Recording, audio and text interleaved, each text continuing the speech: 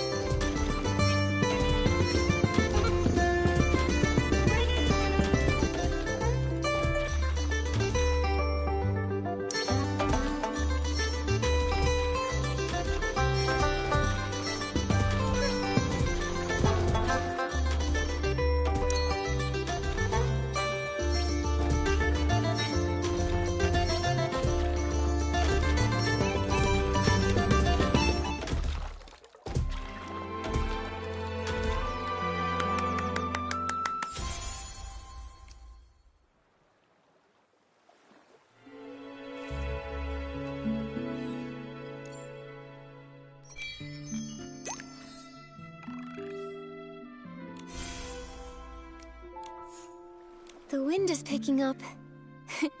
Momo, be careful. Don't blow away. It's just a light breeze. I'm not worried at all.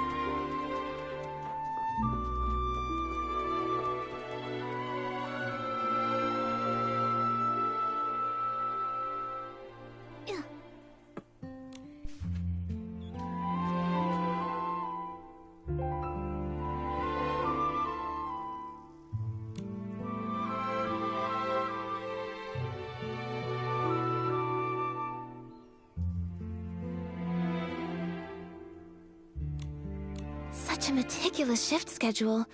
Totally Granny Rags and Jenny's style. All the important checks and confirmations are supervised by the two of them, so it's unlikely anything went wrong. Looks like if the shifts had been normal, the thief wouldn't have had any chance to steal the suitcase.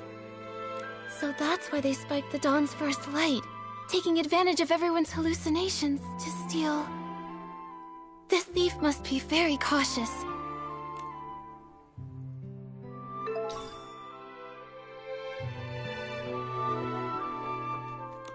Looks like the door was pried open. While everyone else was trapped in the hallucination, the thief must have opened it and stolen the suitcase full of scraps.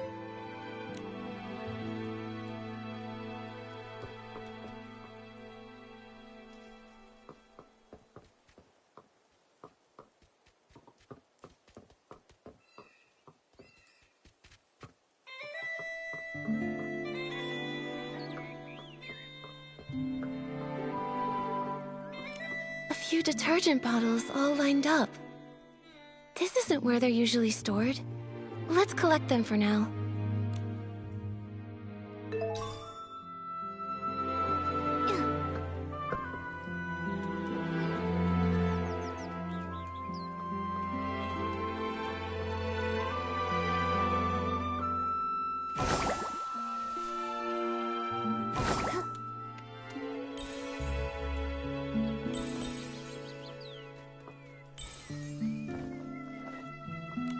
Here's a crack, but it's so narrow, even a PC probably couldn't get in.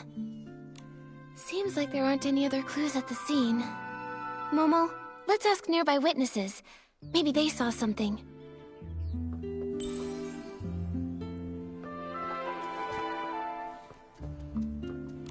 Oh, Silvergale, I've made a disaster! I worked so hard to stack the crates all neat and stylish. Now it's all ruined! I don't know how to fix this now. It's such a mess! Hello, Belford. Did something strange happen over here? No, nothing strange happened. Except me. I was a strange one. When I got poisoned, I completely messed up the cargo.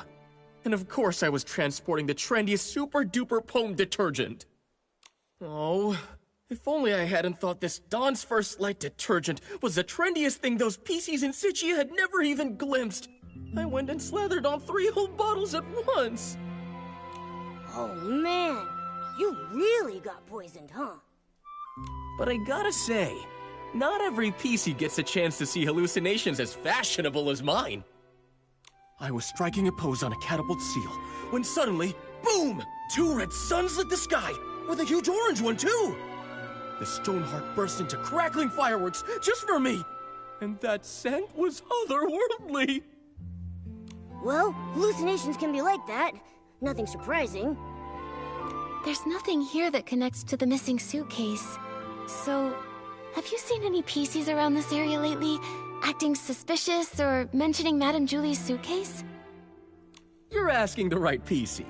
I've been delivering loads and loads of detergent recently, and I pass by here all the time. Not sure why, but that so-called center stage star from Sichia has been pacing around here. He's muttering to himself so theatrically that his fabric looks wrinkled. Is this just what passes for trendy these days? Was it Leon? Maybe he was caught up with mourning again. Probably best not to imitate him right now. Thank you for the information, Belford. Momo, let's question some of the other witnesses.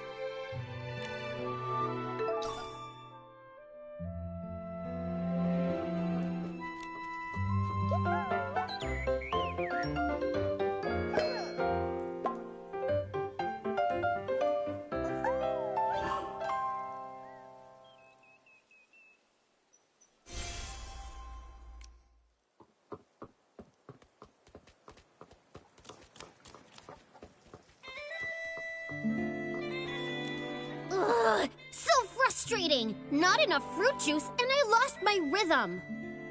Calm down, Squeaky. Could you tell us a little more about what happened this morning? I got poisoned by the detergent, hallucinations swirling out of view. As for the PC who stole the case, no clue. It's fine. There might be clues in your hallucination. Tell us all about it. Trying to remember. Let's see. Pressing juice with all my might, the fruit, it goes flying. What a sight! The fruit bag sprouts arms and legs, scurrying and scampering around in fright. The bag. It said its stone tree no longer had hanker fins, no matter how deep the water was. This hallucination, I honestly can't tell if it's supposed to be literal or abstract. But a bag with arms and legs, and it could talk. That's basically a PC. That makes sense, which can only mean that Squeaky probably saw the thief at some point. Quick, what else did you see? The more detail, the better. I shared the stage with the Sovereign of Sexy and showed off the art of juice pressing. But that sack screamed so loud, I completely lost the rhythm. The crowd ran away in fright. The other sack lost its fight. Fruits tumbling left and right, spilling all the juice that night. Don't be sad, Squeaky. All that juice, it was just a hallucination. What happened to that loud PC afterward? It kept floating, upside down and round, but where it went, I never found. This is really strange, Nikki. Why would the thief move upside down? Could it maybe have something to do with how they committed the crime? I've got no clue. Let's go ask some other potential witnesses.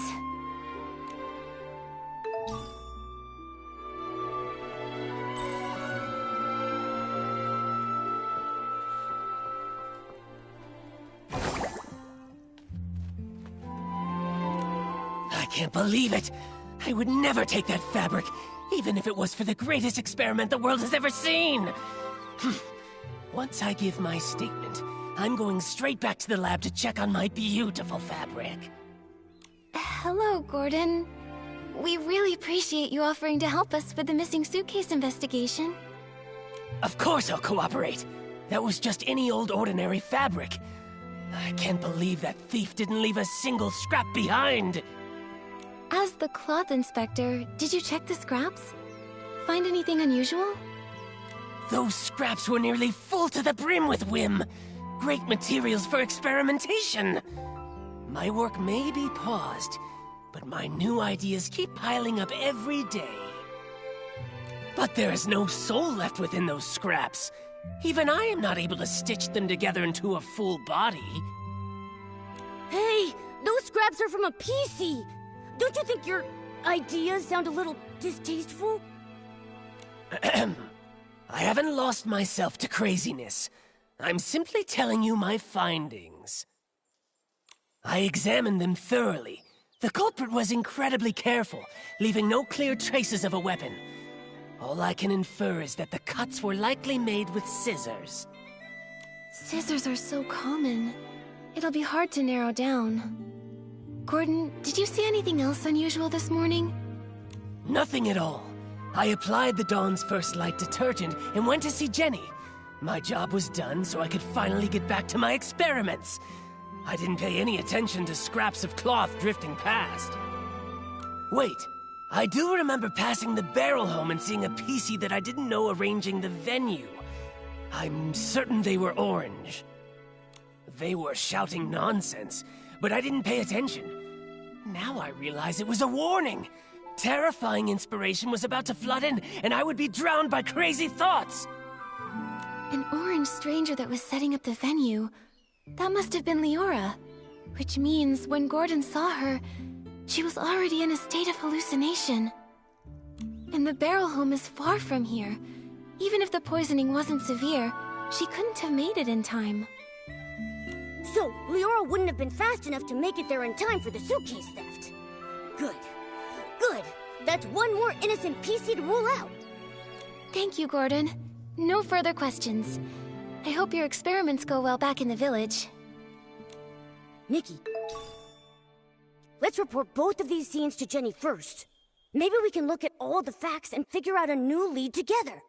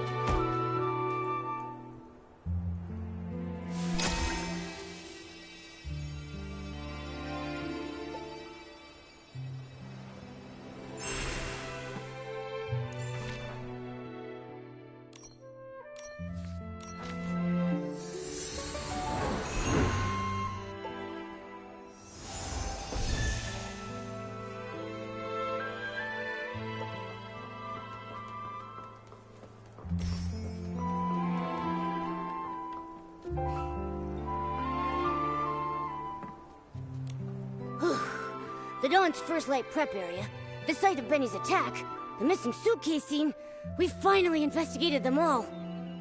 Wow, I am exhausted. Does it always take this much hard work just to uncover the truth and solve a case? Well, Momo, now you know. Being a detective isn't easy after all, huh? Thank you. Once this is all over, I'll tell everyone in the estate about the heroic deeds of our two great detectives.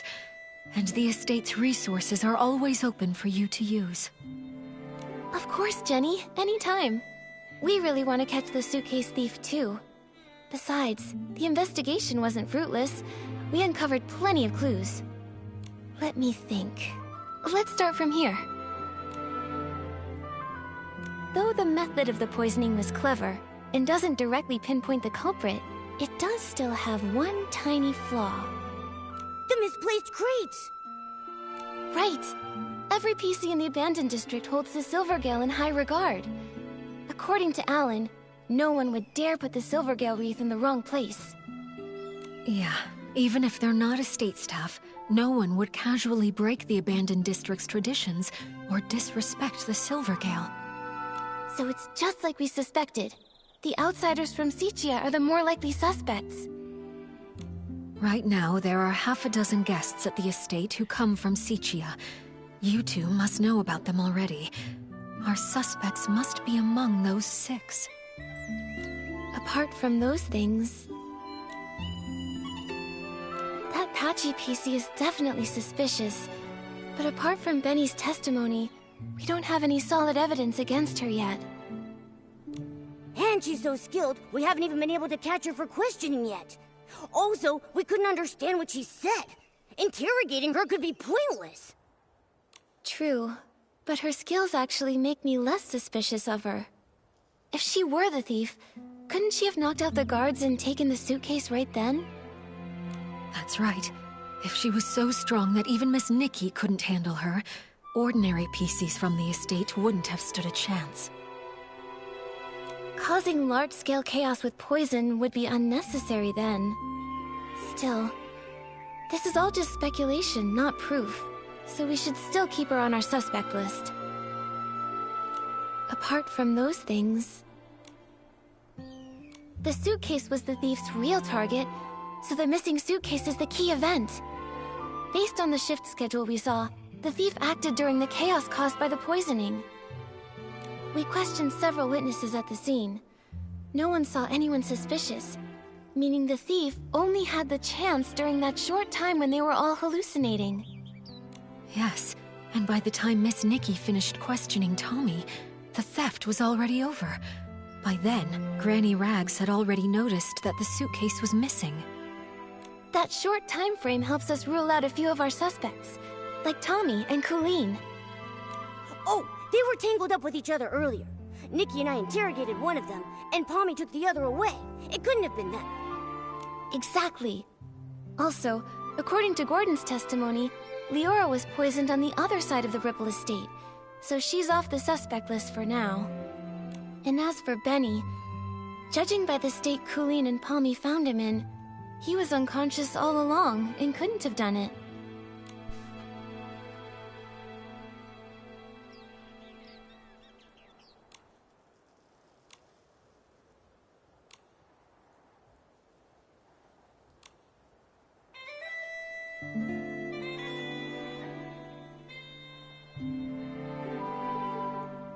Wow, you're right!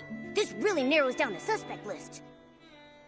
This means that only Mr. Leon and the mysterious Patchy PC had the opportunity to commit the crime. Well then, because Miss Nikki, I mean Detective Nikki, thinks the Patchy PC is less suspicious, I'll represent Ripple Estate and invite Mr. Leon for a talk. Is it finally time to nab the bad guy? Count me in! Not yet, Momo. Jenny, these are just preliminary deductions. If we rush to arrest Mr. Leon now, we might alert the culprit. Or worse, harm an innocent PC. I think Momo and I should have a little chat with him first. He might slip up in the conversation and say something that matches the suspect that witnesses saw in their hallucinations.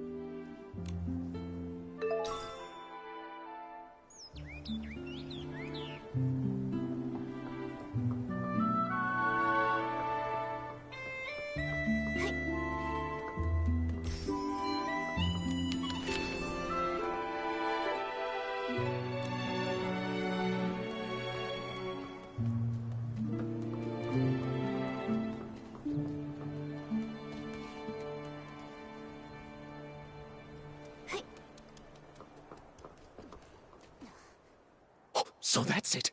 You all want to erase this misunderstood, imperfect, ugly me. But from this moment on, my art is no longer an act. It is existence itself. Excuse us, Mr. Leon. Could we ask you a few questions? An interview? I oblige. You could call it that. We just want to ask what you were doing when all the PCs were poisoned. Normally, I'd be by the window, watching the sunset. The break of day. You see, an artist's mind will always paint in a few more details that extend beyond reality. Didn't you get a bottle of Dawn's first light? Let me smell! Let me smell! Oh, goodness. Wait. I remember now. I went to get my bottle of detergent, then headed back to the barrel home to meditate, and to draw myself a bath. After all, I'm a seasoned artist from Sicia who once shared the stage with Juliet and Circe. I must stay elegant at all times. In that case, you must have fallen into hallucinations too. Oh, if you don't mind, what did you see? That has nothing to do with the case, does it? I was alone the whole time. I saw nothing. All right. Please rest up, Mr. Leon. We'll go ask the others. Wait. Those were just hallucinations. Nothing worth asking about, right? Oh, but Pommy was awake at the time. Gordon has been deep in his research for many years, so he might have ways to stay alert. Yeah, you're right. We'll be sure to ask every single one of them, and we'll question a second time, just to be sure. Hold on! If I'm honest, that wasn't the truth. After washing myself using the detergent, I went to, the suitcase storage area. What for? Don't tell me you were up to something shady.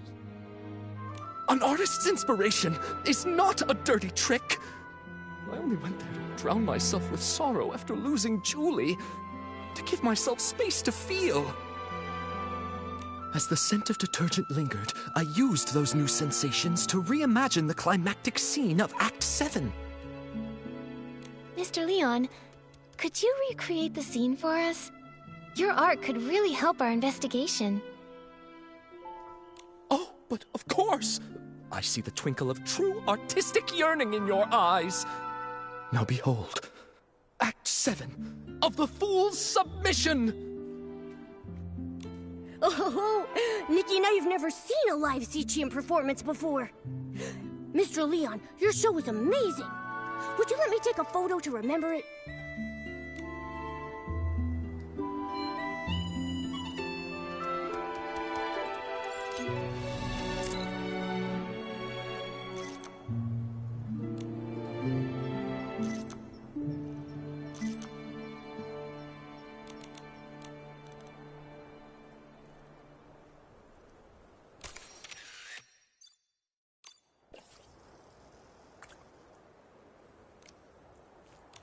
You'd rather embrace a perfect lie than accept the raw truth I bring? Well, what is it? Do you not feel your hearts being moved by my words? What a performance! He's so full of conviction. And very helpful to our investigation. Looks like your shadow is an upside-down PC, just like the witnesses said. What? Who dares desecrate my art? Attempted murder upon the artistic spirit! Was it that lady guarding the suitcase? Or that clumsy little rascal hauling all those bottles and jars? Could it be Leora? The tragedy of Sicia!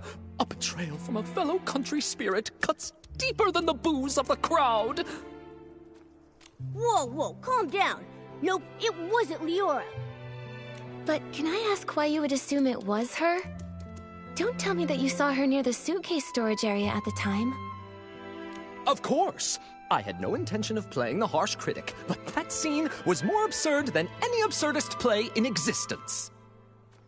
Beside that stage I so carefully set, two bumbling performers, Leora and that clumsy rascal, came staggering out like little marionettes with their strings cut.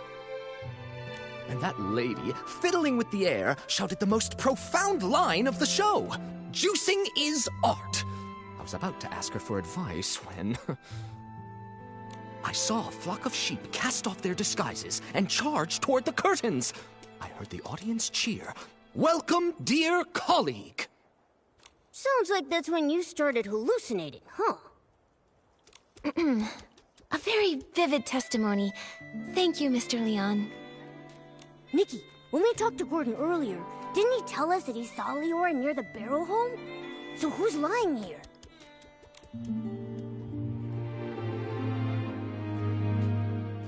I suspect it's Mr. Leon. He wanted to throw himself onto Madame Julie's suitcase in mourning. Maybe he was making another attempt. But that other witness talked about him in their testimony.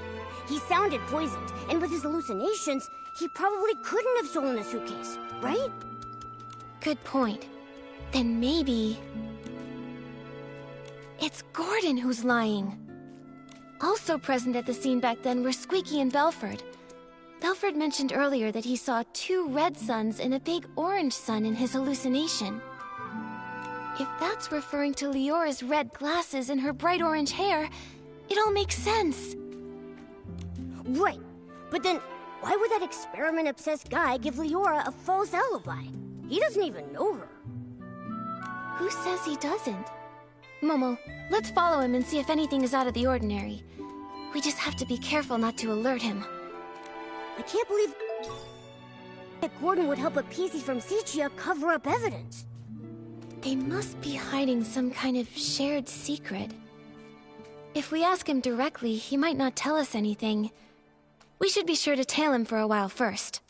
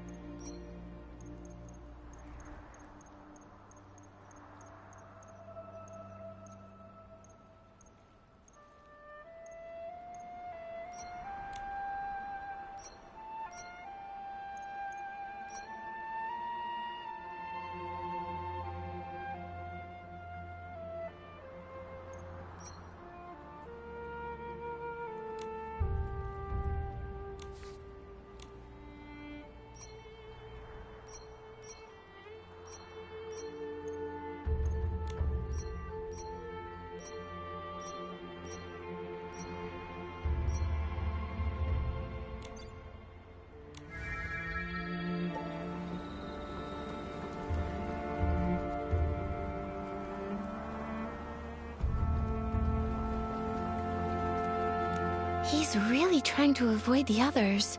Where is he going? Shh! Nikki, let's follow quietly.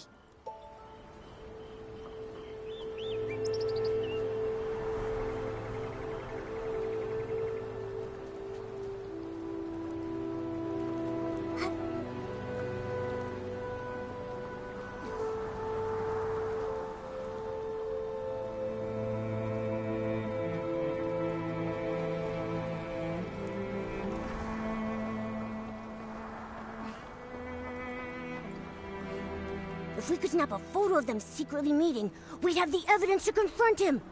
Nikki, don't get too close. We don't want them to catch us.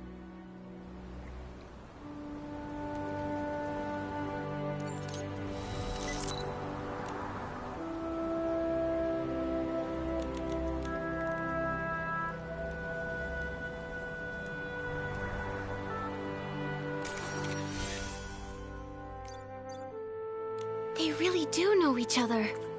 Once it's daytime, we'll visit Gordon and ask why he lied.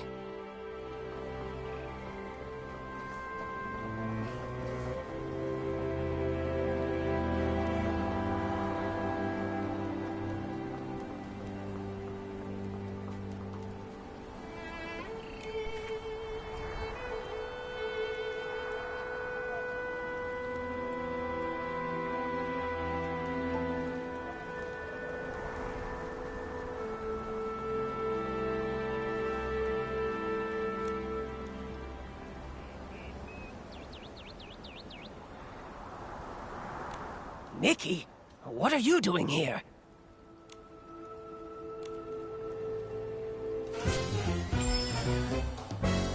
Gordon, I have a question for you. What exactly are you doing here? Why did you give false testimony for Leora? Tell me, what's your connection to her? And to the missing suitcase? I don't understand what you're talking about. I would never fake experimental data, and I would never falsify evidence. What's he mumbling about? He really loves his experiments. I don't understand what you're talking about. I would never fake experimental data, and I would never falsify evidence.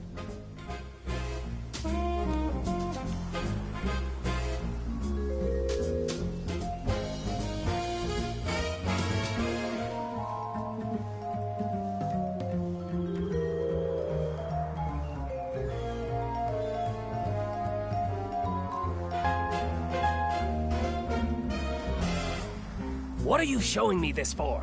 If it is nothing important, leave and stop getting in the way of my experiments. Only crazy experiments can create crazy miracles, you know? I don't understand what you're talking about. I would never fake experimental data, and I would never falsify evidence. I examined the fabrics seriously, just as Jenny asked me to. They were full of whim, very interesting. Great subjects for experimenting. What's he mumbling about? He really loves his experiments. I examined... After I applied the Dawn's first light detergent, I saw a PC arranging the venue at the Barrel Home. You say it was Leora, so then it was her.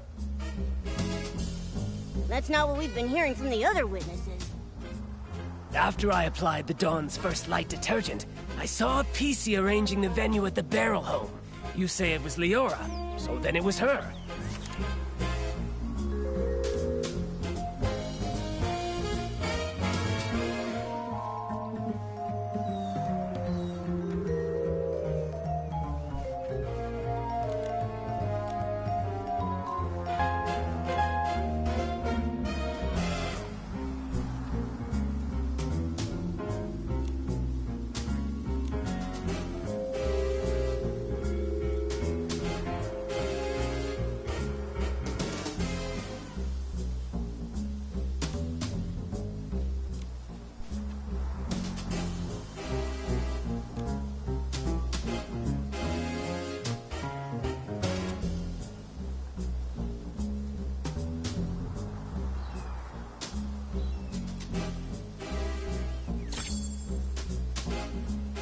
So, Mr. Leon doesn't seem to agree with that.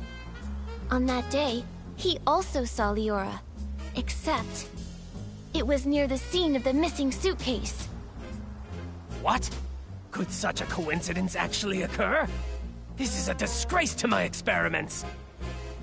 Before Mr. Leon started hallucinating, he recalled seeing Leora appear there, which is pretty far away from the barrel home that you mentioned earlier.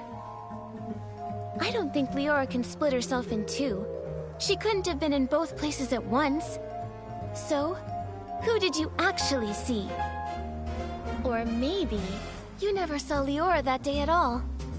Maybe you just wanted to give her a fake alibi. Why should you believe Leon? He may look crazy, but he's not truly crazy. He just rambles on about meaningless art. This Gordon PC, why is he so aggressive all the time? If he keeps it up, I'll give him a taste of my claws. Why should you believe Leon? No matter what he says, I didn't lie for her. I don't buy data with insignificant trends, and I don't lie for a PC I don't even know. Nikki, he claims he doesn't know Leora, but that's not what our investigation shows, is it? No matter what he says, I didn't lie for her. I don't buy data with insignificant trends, and... This should be more than enough to prove that you and Leora do know each other. Who knows how long you've secretly been in contact? Impossible! The data is flawed. It can't be like this. It can't be! Stop denying it. Why are you hiding your connection with Leora? Why risk giving her a fake alibi? Why are you disrupting our investigation? You'd better have a convincing explanation. If not, I'll have to hand you and Leora over to Jenny and the others as the prime suspects for the missing suitcase. And for... the murder of Madame Julie!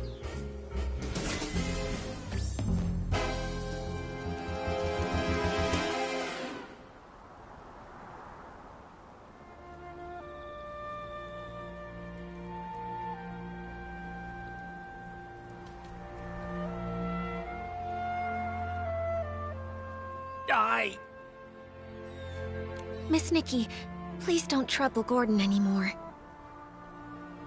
Leora... You've been here the whole time? Tell us, what do you two have up your sleeve? I apologize for being deceitful earlier. Please allow me to reintroduce myself to you. I am Cersei, one of Juliet's friends. What? Juliet's close friend back home? The one who died in that accident? That Cersei? Yes, that's who I once was. Miss Nikki, allow me to share a story. One of Sicia from a century ago. It was the time of flowers before the storm, growth before ruin, an age of indulgence where everything was driven by the spotlight. A girl from Prosperville chased her dream of fame, stepping into the dazzling lights. Never expecting that behind the spotlight grew desire and power, just like a Threadstar costume, concealing the sewn-in corpse of another life inside. You discovered what Threadstar was doing back then? That's right. The dazzling facade was ripped away, and I witnessed the awful darkness lurking beneath, so I started my search. Naive, silly, call me what you'd like. I tried to uncover the truth myself, seeking atonement for my time spent in lavish distraction. But you failed. That was Cersei's fate. A wardrobe burned to ashes, and a vague, mysterious accident. Fortunately, there was more. Cersei left behind a Threadstar costume, and a letter she had meant to send to Juliet, all hidden in a secret safe. Hundreds of years later, Leora was born from that legacy. Now in this body, I've reunited with my old friend. Oh, Madame Julie met you in Sicia. That's the good news she wrote about. But what about the bad news? The true evil of Threadstar still has not faded. Julie was nearly assassinated by its remnants, possibly because we knew too much about them. Luckily, we were together this time, so the two of us set a trap. The choo-choo train arrived in the abandoned district, and Julie...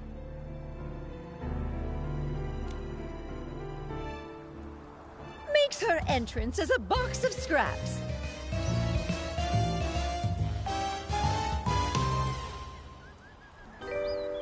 Madame Julie, you're alive? Darling, I may be old, but I've still got death beat. I won't go down before we catch Threadstar's remnants and avenge my little Circe. Don't get too excited. Don't forget, right now you're Threadstar's biggest target. Oh, trust me, I'm well aware. They somehow think they still have me cornered, but that's all right with me. Faking my death is bound to turn the tables and smoke them out once and for all. So, that box of fabric is... It's my experiment. I'm infusing it with whim, mimicking PC's fabric. All part of the experiment. Gordon really is a crazy genius, isn't he? This has all been the performance of a lifetime thanks to his brilliance. My apologies, Miss Nikki. We didn't want to drag everyone into this plan, so we hid this from you. Gordon's false testimony was meant to divert your investigation away from me. Well, I also owe you an apology. I'm sorry. It's okay. I'm just still processing all this. Given how complicated this is, I understand why you kept things secret.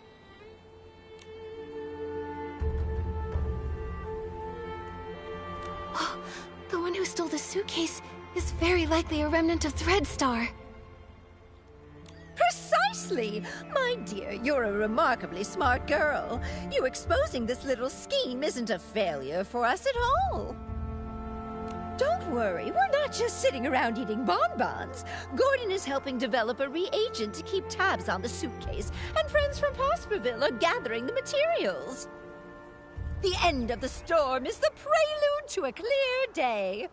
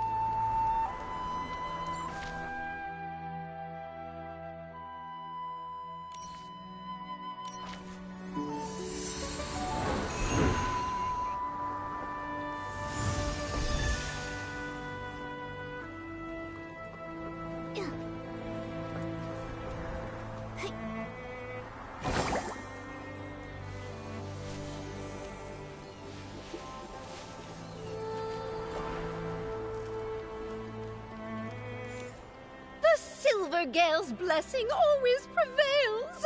I knew we could count on our village friends. They've collected so many berries. That sound. Is that Gordon's cousin coming?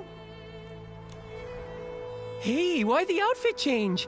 I gotta say, that straw coat actually suits you. You kind of remind me of that famous lady. Oh, right! Like the legendary Madame Julie. Raggy, take another look. Isn't that Madame Julie herself? Oh, I'm sorry, little Raggy. I had to disguise myself as Gordon's cousin and stay put if I wanted to hide from Threadstar's hunt. I even kept this from the Volunteer Corps. These problems all started in Sichia, and I didn't want to drag every citizen in the abandoned district into it. Wow, you hit it so well! I didn't notice a thing. Wait, did you say hunt? And what is Threadstar? And how dare they go after Madame Julie? Oh, if I couldn't pull off that role, how could I ever claim I was an actress before? The story of the hunt is a long one. Threadstar's been around for hundreds of years. If it hadn't been for Yarny, I wouldn't have suspected they were still active. Yarny? The same one you mentioned in your journal? The reason you wanted to visit Sichia? The very same! He would send letters now and then showing me the new detergents he'd learned about over the past few years. But a few months ago, the letters suddenly stopped. What does Threadstar have to do with... Wait, could Threadstar have taken Yarny? Yarny had never encountered such ruthless villains before. Being a lone PC, no family or connections, he was an easy target. I ran into Leora at the place Yarny was renting. She was investigating too. So that's how you two reunited. But why didn't Leora reach out to Madame Julie as soon as she was reborn? Because little Leora only came into being a few years ago. Threadstar's costumes are all woven with some kind of forbidden power. For centuries, Cersei's wishes have fought tirelessly against the Dark Essence. She reawakened just a few short years ago. No wonder. Leora's been focused on the kidnapping since her awakening, and only found out then that Threadstar's back. Yes. No PC understands Threadstar's cruelty better than her. My little Cersei. She never said a word, all to protect me. If not for this reunion, I would have no idea what she went through. Thankfully, I finally received the letter she left for me all those centuries ago. She played the part of the little sorceress in As Rain Falls, As Flowers Bloom. They originally wanted me to play the lead, but I knew in my heart that it was Cersei who was truly meant for the role.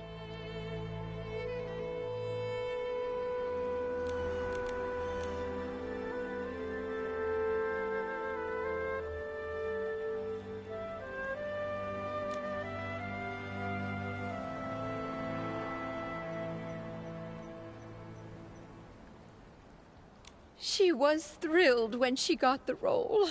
From the first act to the final curtain call, she scrutinized every word over and over. The storm teaches us to obey, but flowers give us the courage. Dearest sister, remember, sunny days are always waiting. She went over that line 17 times.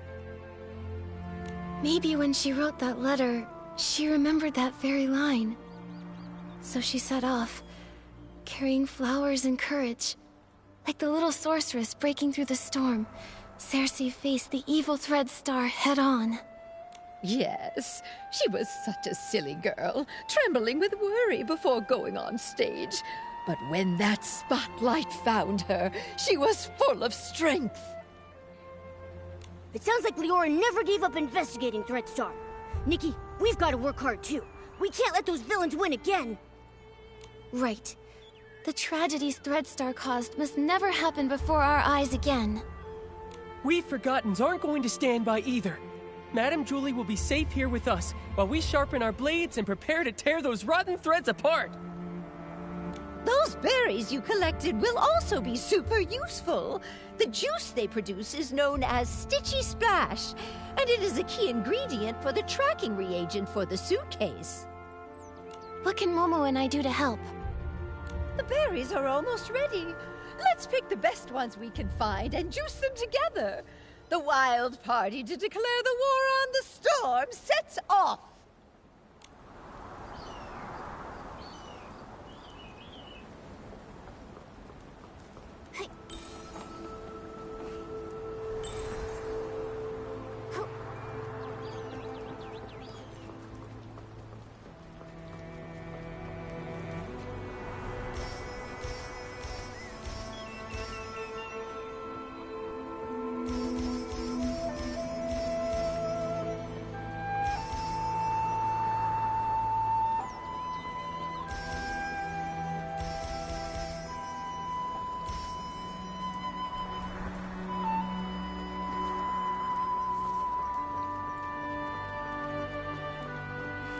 Oh, wow! Nikki's got great taste! Now that we've got the berries, it's time to press the juice. Listen, my darling. Only by dancing as a duo with passionate burning souls can we help these shy berries fully loose and join our wild party against the storm. Nikki, are you ready? I'm ready. Let's start right now.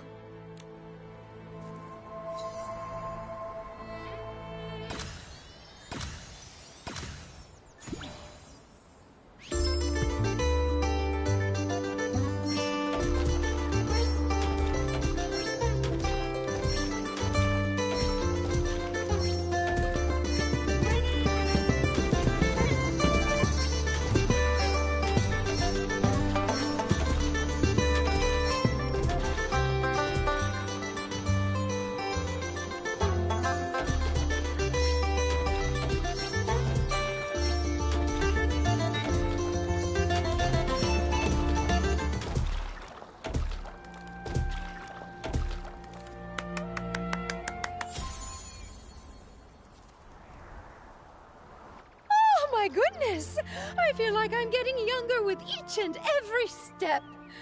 Nikki, dancing with you is even more wonderful than that final curtain call back in Sichia.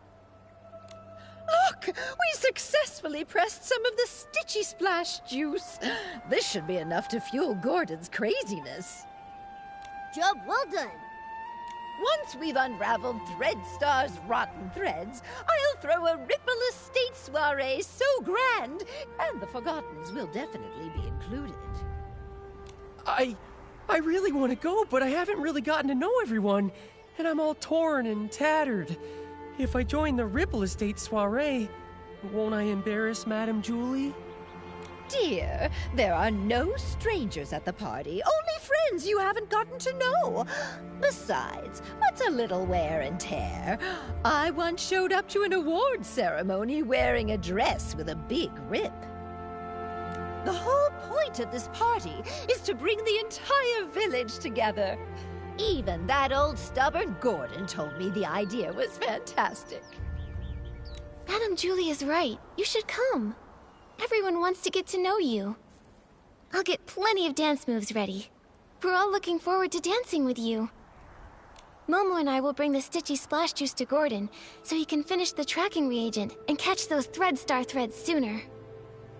Let's do it. For the best Ripple Estate soiree ever. Let's go, let's go, let's go! You can't run away this time, Threadstar!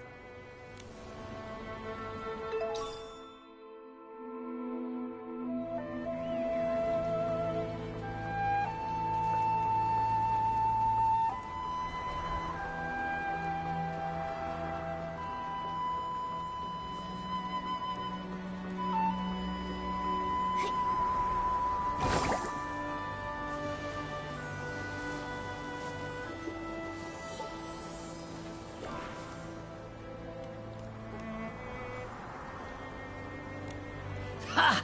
Just a bit more craziness, a bit more inspiration, and a bit more... I think you may need just a bit more of the Stitchy Splash Juice, Gordon.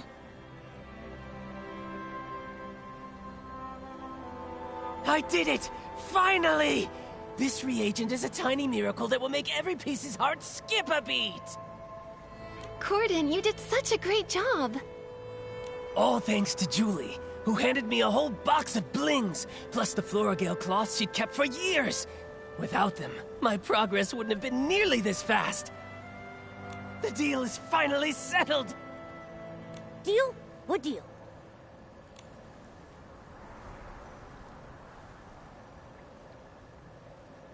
So, you agreed to help Julie just to help the Forgotten slowly settle into the abandoned district?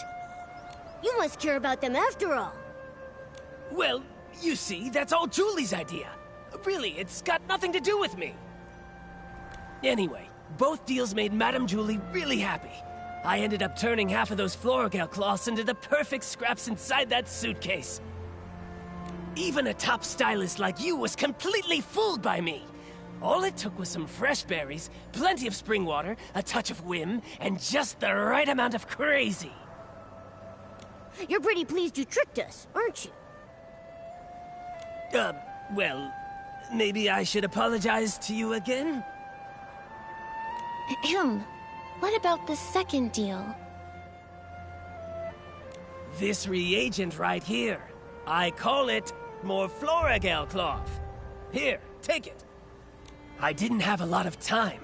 Otherwise, I would have tested more options, like adding flight fruits, maybe making the suitcase fly back itself, or even get it to sing. Gordon, this is great as it is. Momo and I can't wait to try this crazy and brilliant invention. Perfect. You just have to spray it on suspicious ground and let the wind guide you. It can detect the lingering scent of the One Wash Fresh detergent perfectly, every time.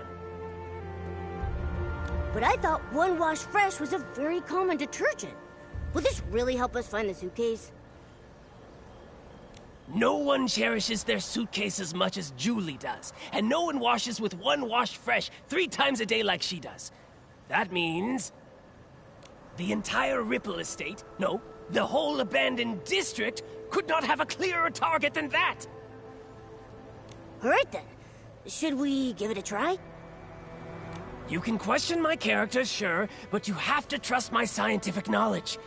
Leora tested the product when I was half finished making it, and the scent trail led her straight to Golden Fields. Now that it's finished, more Floragel cloth works even better than that! Gordon, you've said the reagent's name a bunch of times. Are you trying to hint at something? Thank you, Gordon. I can't wait to use your great invention to catch those Threadstar crooks who stole the suitcase.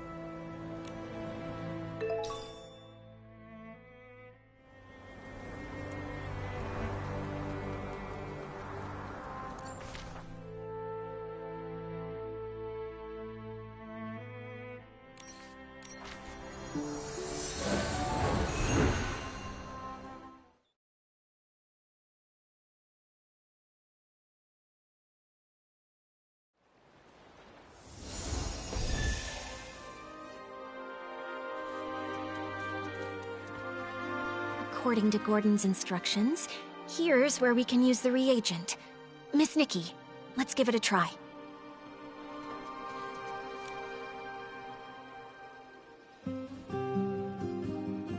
The scent trail really appeared! Amazing! Gordon's inventions never fail to impress. Following the scent trail, we should be able to find Madame Julie's suitcase.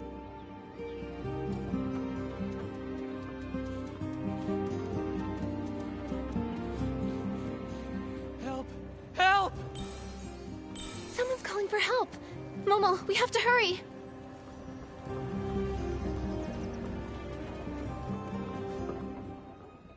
Help! Help! Oh, why does this always happen to me?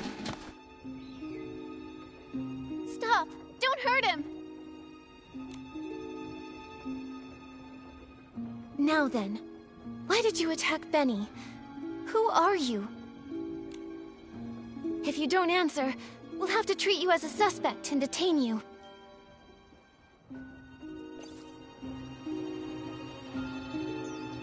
Chase them!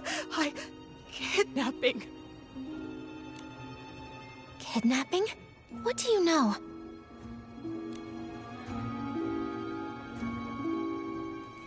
Ah, come on! Watch out!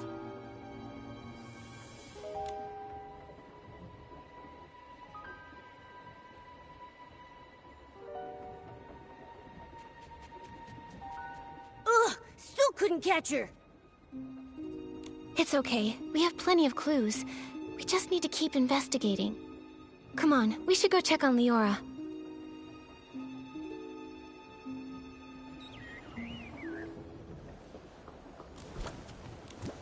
Leora, are you okay? I'm fine, really. But maybe the PC who just called for help needs you more. Benny, are you alright? Just like you saw. Cleaned my fabric and now it's filthy again. I smell like fresh mud all over. This place has smelled the same for hundreds of years. But thank you for saving me. Can you tell me what just happened? Why is that patchy PC chasing you again? Because I always ruin her schemes. Like my career isn't miserable enough already. I can't find anything else, but somehow I always run into her. Even just looking at her crazy irregular patches makes me shudder. It's as if all my threads are twisting into knots. But fabric getting damaged is normal, right? Everyone gets hurt. You even have some stitches on yourself. That's why I always make sure to cover the tub with bubbles before I get in so I can't see myself. Happy now? All right, Benny, back to the case. You told us you caught that patchy PC plotting something? Exactly. I saw her sneaking around behind that haystack. But before I could get a good look at what she was doing exactly, she rushed straight at me. Nikki, the scent trail on the suitcase. It's pointing in that direction. The last time that patchy PC appeared was just before the suitcase was stolen. Now she's here again with the scent trail at Golden Fields. Definitely suspicious. But then again, there's another PC who's always around there too. Benny, might I ask, why did you come to Golden Fields? You suspect me? Just a routine question. Work. I came to look for potential stars here. And to see the endless sea of wheat. But now I'm in no mood for that anymore. I just want to leave the abandoned district as soon as possible. Sitia is noisy, but at least it's safe. May I go now? No problem. Thank you for your time, Benny. Hope your luck improves. That feels familiar. Leora, what do you think? You've been quiet this whole time. I'm fine, Nikki. It's just strange. Seeing a familiar PC again after centuries brings back some feelings. A familiar PC? You know Benny? Of course, but he doesn't recognize me now. Actually, I was part of the reason he moved to Golden Fields all those years ago. Never mind that. It's all in the past. For now, let's track down the missing suitcase. Looks like the scent trail is leading the way. Let's follow it.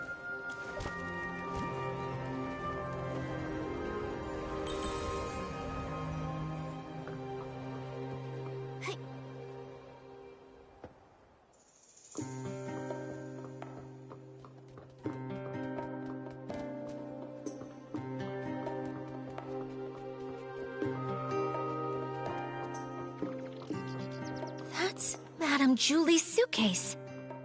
It looks like the thief got away. Leora, let's check around and stay alert. This fabric must be from Gordon's experiments, right? He even left a piece behind. Seems like the thief was really in a rush. Which means we must be getting close. If we can figure out their next move, we'll catch them for sure.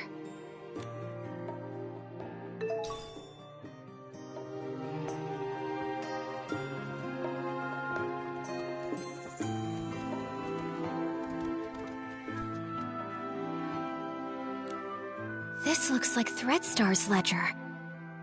It really was them who stole the suitcase.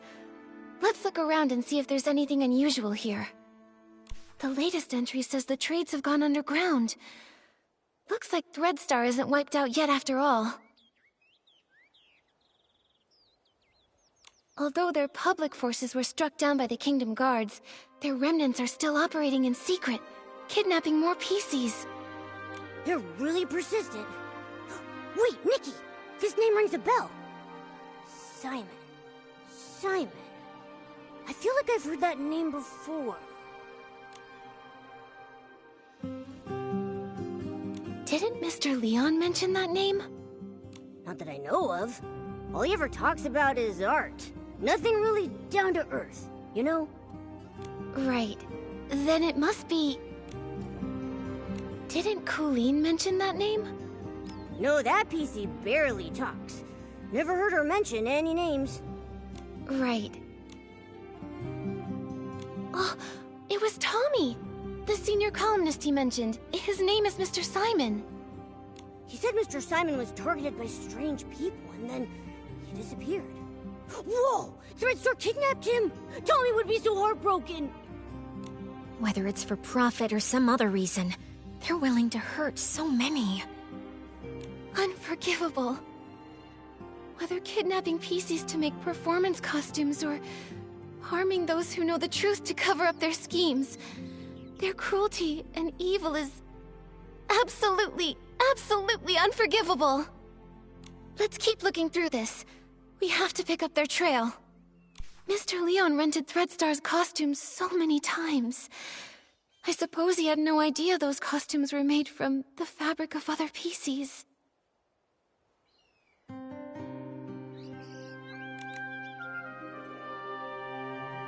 Judging by how obsessed he is with art, I bet he didn't even understand what was going on when Threadstar went under. True. If I remember correctly, Mr. Leon was always a loyal Threadstar customer. He never looked into the power behind the costumes. He just wanted to use them to draw the audience's attention.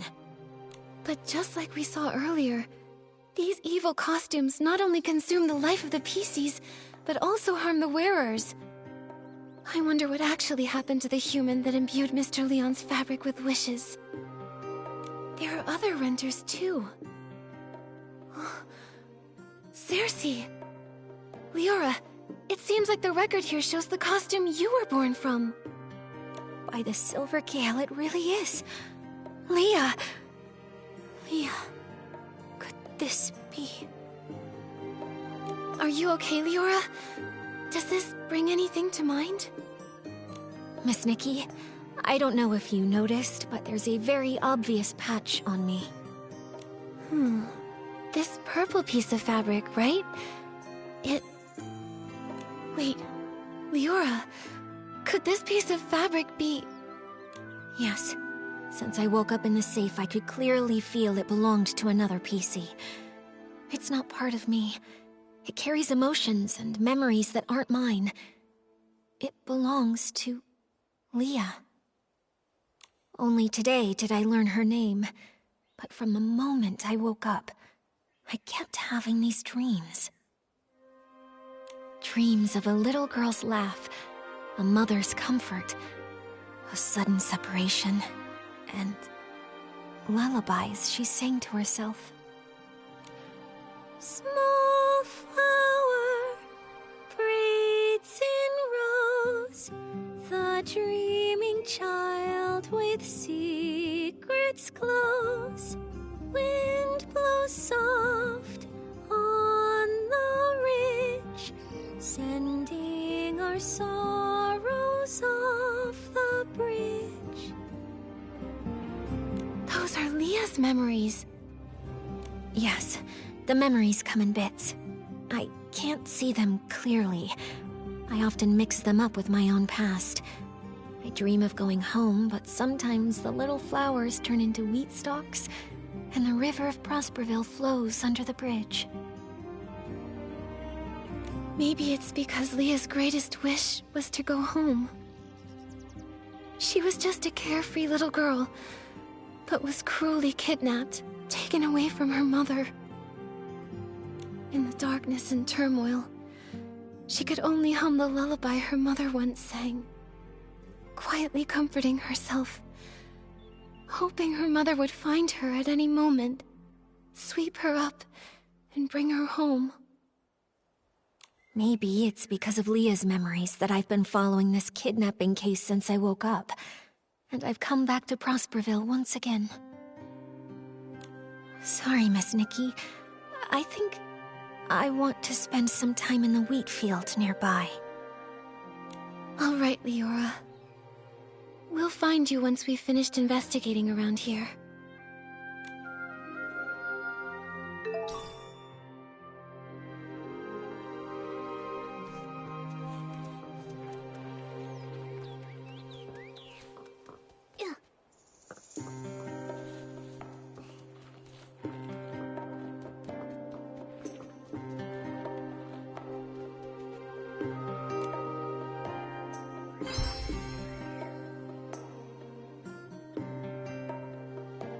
Scraps of cloth are gone.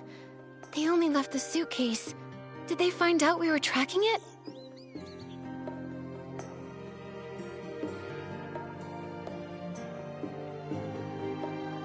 Looks like the suitcase was hidden somewhere secret. It's completely covered in dirt.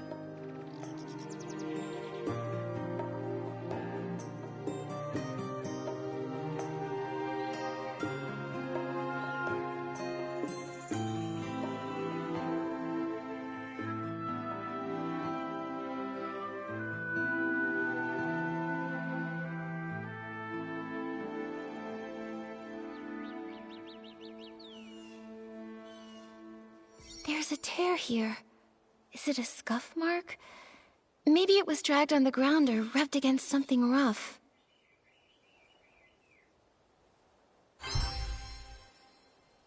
Whether they tried to hide the suitcase or run away with all the scraps, the thief was clearly in a hurry. The suitcase is covered in dirt and has a scuff mark.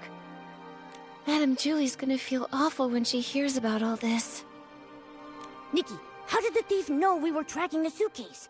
They just abandoned it and ran off with the scraps. Could it be... that patchy PC? She did mysteriously dash off the moment we spotted her. Maybe she came here afterward to get the fabric. That's possible. But maybe the thief heard the noise from our scuffle and decided to run away from the scene. Either way, the thief risked it all to take the scraps, which means their true target has to be Madame Julie's fabric. What exactly is Threadstar up to?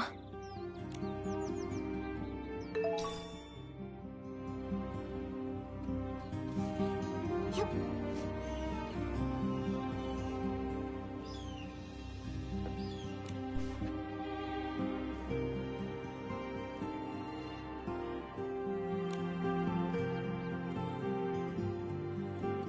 The last failure? Could it mean their failed attempt to assassinate Madame Julie? Could be. Looks like they aren't giving up.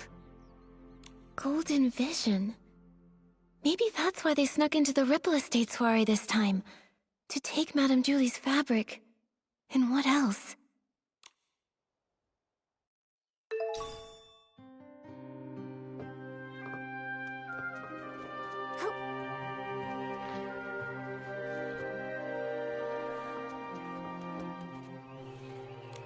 Why are there grain trays here?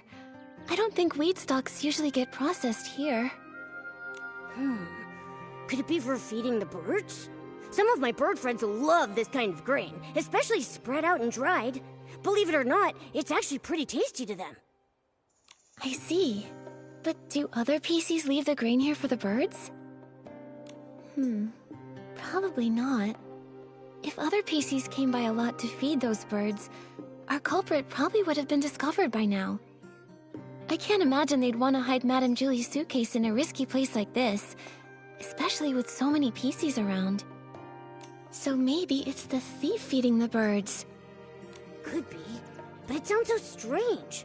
Poisoning the detergent, stealing the suitcase, maybe trying to harm Madame Julie, but they're gentle enough to feed the birds? What exactly are they thinking? I don't know. Whether human or PC, I suppose someone's thoughts can get pretty complicated. Anyway, these grains are evidence. Let's take just a little bit back with us. Leave the rest for the birds. If they come back for a snack, they'll find something tasty. There probably aren't any more clues here, but we still don't know where the thief ran off to. Nikki, Leora's still in the wheat field nearby. Let's go find her.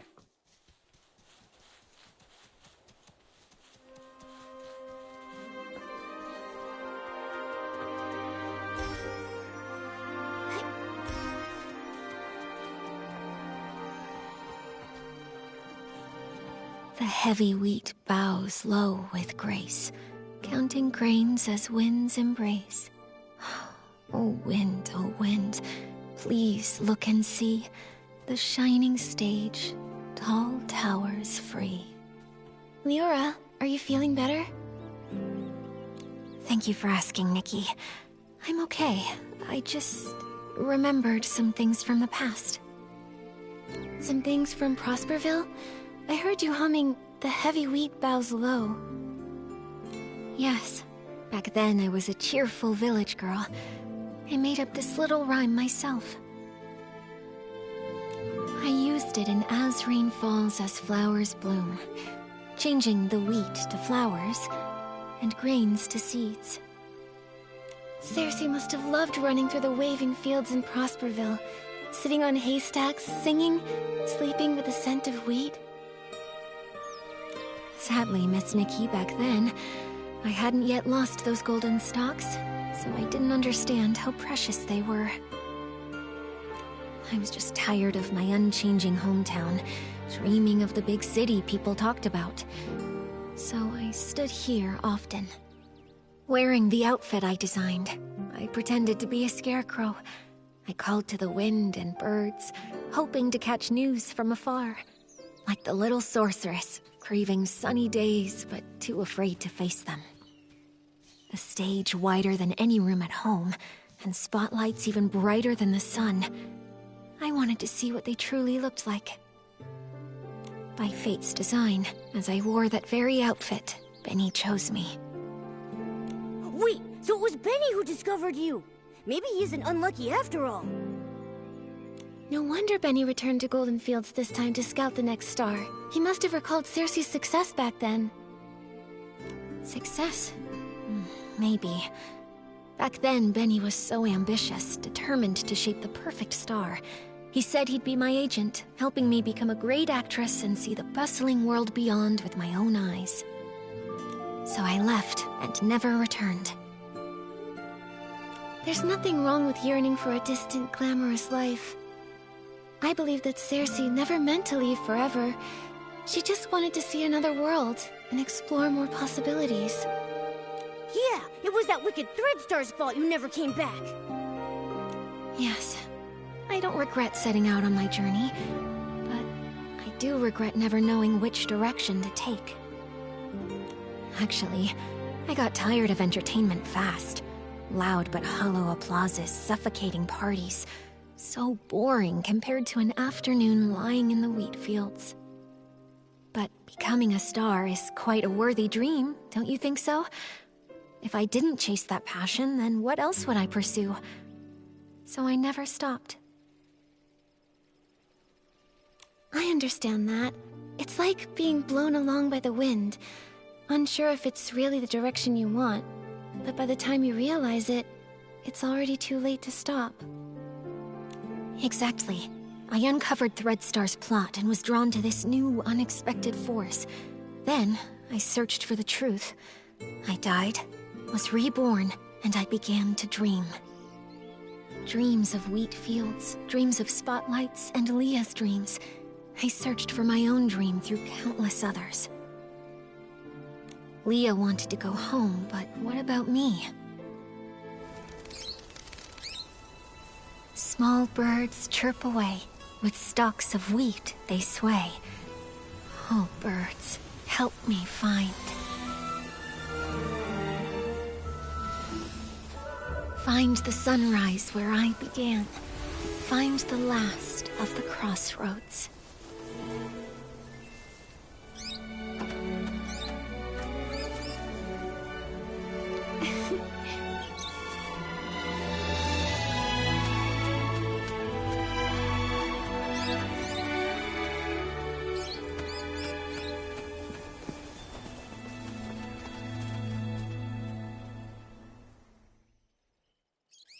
Miss Leora, finding your direction is difficult, and I can't give you an answer right now. I believe that the only way to lay down your burdens and hopefully find your direction is to end all of the tragedy that Threadstar creates. Just like a wild bird, you're only able to fly when you feel the light. Yes, just like... a bird. Miss Leora, since that Threadstar thief once fed the birds might know where they ran off to. Maybe the birds do know the way. Miss Nikki, no matter where I end up, I never want Leah's tragedy to happen to anyone ever again. This outfit has the ability to call the birds. Let's give it a try. After all, we must find that thief. My inspiration came from the wheat fields, and it's only within these fields that this outfit is able to access its full power.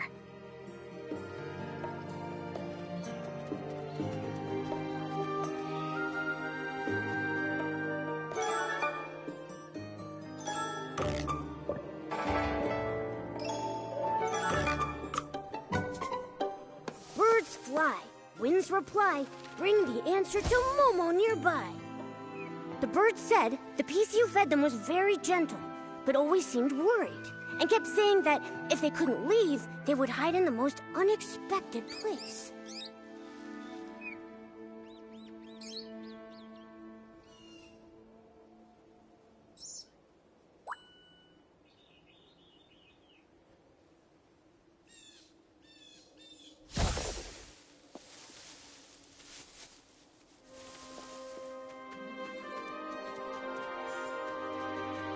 Birds fly, winds reply, bring the answer to Momo nearby. Wait a sec. This Barasant said it saw that PC dash away. It chased them halfway across the ridge, but still couldn't hold them back. That PC comforted the Barasan, saying they would hide where many PCs gather, and they promised to return with the tastiest grains for them.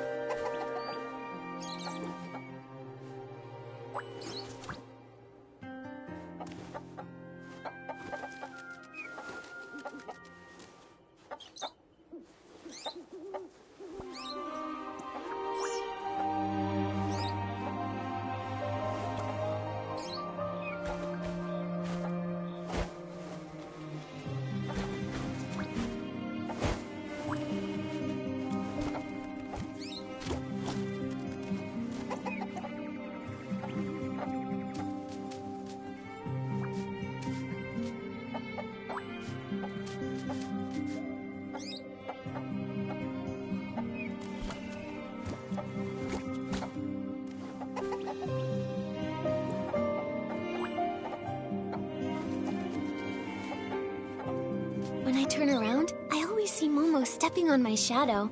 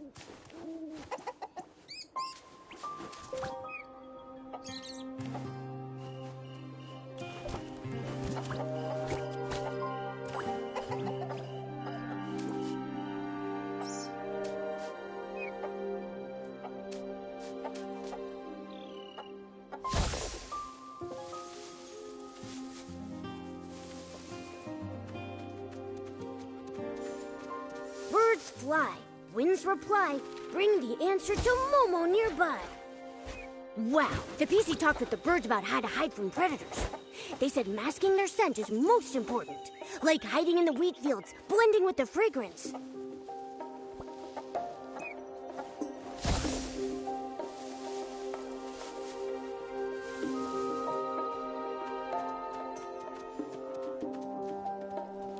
So the birds saw that thief. They hid in a secret spot where many PCs meet, and they most likely hide within fragrant depths to mask their scent. And it said they would hide in the most unexpected place. I see. Miss Nikki, where do you think that place is? Could it be Windrider Mill? There's a bathing area there, so it should have plenty of different detergent scents. Also, a lot of PCs have lived there for a long time. Oh, that makes sense! But Windrider Mill is so bright and open. Where would there be a hidden spot? I have a feeling it might be somewhere else. Good point. Give me a moment. The Market of Mirth is the busiest place. Could the thief have blended into the crowd there? But there isn't any fragrance over there. And it doesn't seem like an unexpected place to hide. Good point. Oh, it's Ripple Estate!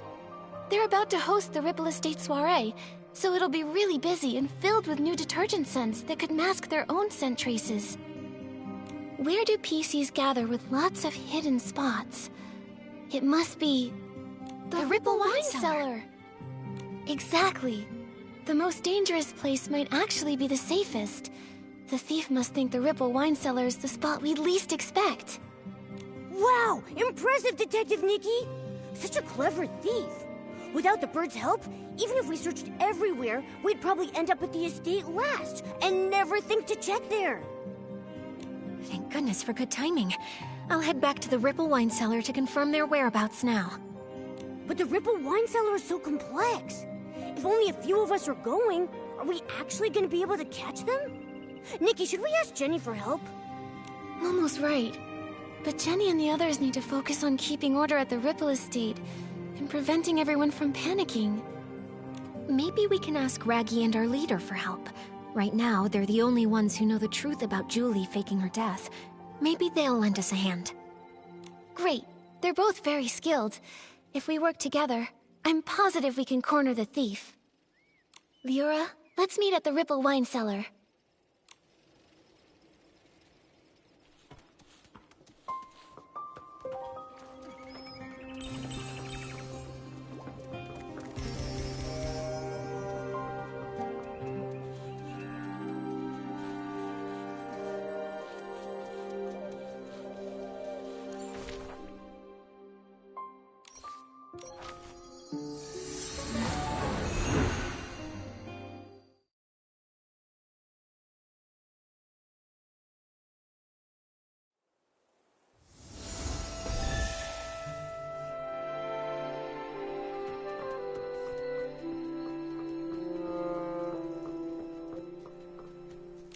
The moment is finally here. Don't worry, Leora. Gordon just reinforced my buttons for me, so I'm feeling super strong. With one punch, I'll make that thief's seams burst wide open. How's everyone doing? Have all the staff inside of the Ripple Wine Cellar been evacuated to safety? Yes, it's already been cleared out. They said they saw a PC escape through the side door of the Ripple Wine Cellar. The layout of that production track is very complex, so we must be extra careful. No time to waste. Leave the pursuit of the Threadstar remnants to me. Nikki, I'm coming with you. You shouldn't face Threadstar's evil alone. I'm into! Then I'll stay here and guard. If that brat tries to make a break for it, they'll get a face full of fist!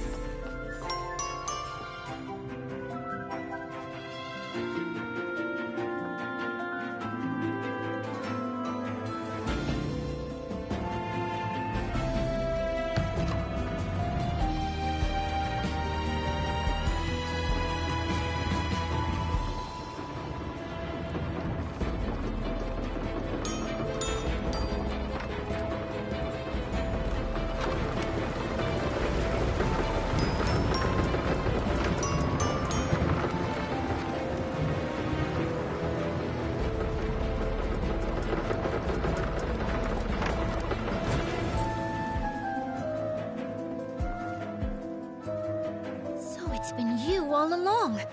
Colleen, this time you won't get away.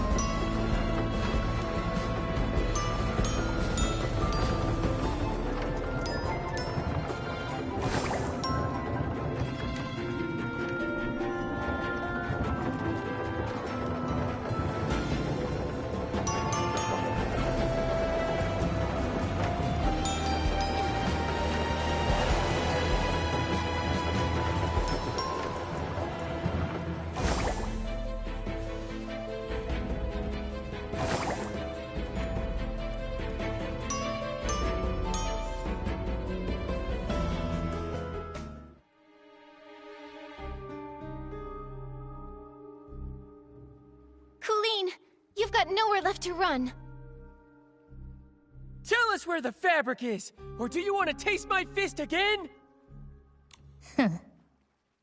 Finally, we've got you.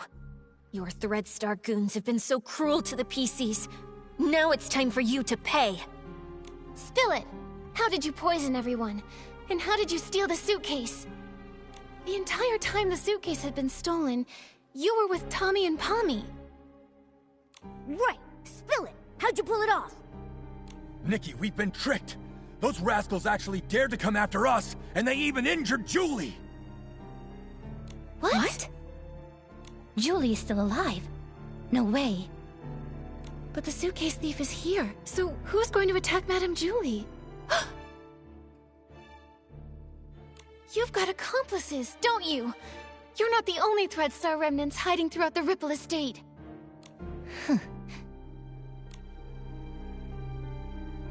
Please don't panic. Madame Julie's only injured. Let's get back to the village. As for you and your accomplice, shh, shh, neither of you are getting away.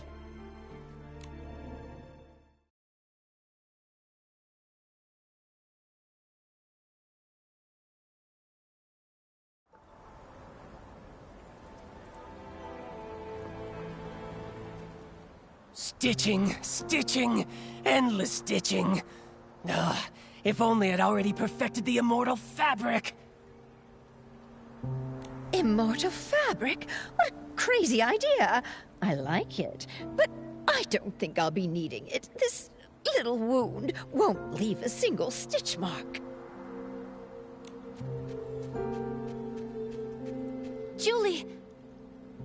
Madame Julie, are you all right? Do not worry, my dear. If you ask where I was hurting the most, I would have to say not being able to use the strongest detergent for a while was truly heartbreaking. You always make it sound so easy. What exactly happened? Who did this? I'd have to say I was pretty lucky, if it weren't for my friend over there. Her again. Madame Julie, are you saying that she attacked you? She saved my life, dear. Earlier, a swarm of Esslings suddenly appeared in the village. Julie said they were after her. She told our leader to protect the others, then drove the Esslings away. Then, there was some sudden commotion that shook the windows open. I quickly floated over and saw Julie injured, with this PC lying beside her. Even I couldn't see exactly what happened. Luckily, she was fast and agile. She suddenly darted out from nowhere and pushed me out of the way. Thank you very much, my dear friend. She actually saved Madame Julie. We never even got the chance to speak with her properly. Who is she, really? And what is she trying to do? Gordon, is she badly hurt? Can you fix her? Of course! Thanks to Julie's Florigel cloth, but... Nikki, I think she wants to say something. Chase them! Hello? What do you mean? Who are you chasing? Don't worry, take your time. You're safe here. Leah. Leah? Leora, could it be that she suddenly leapt at you because she sensed Leah's presence? But how would she even know Leah? Could it be?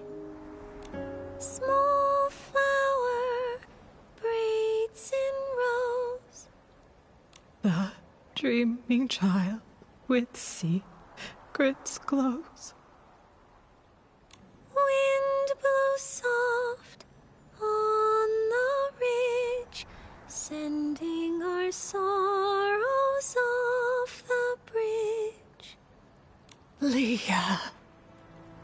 She seems calmer now. I'll try playing this lullaby on the violin.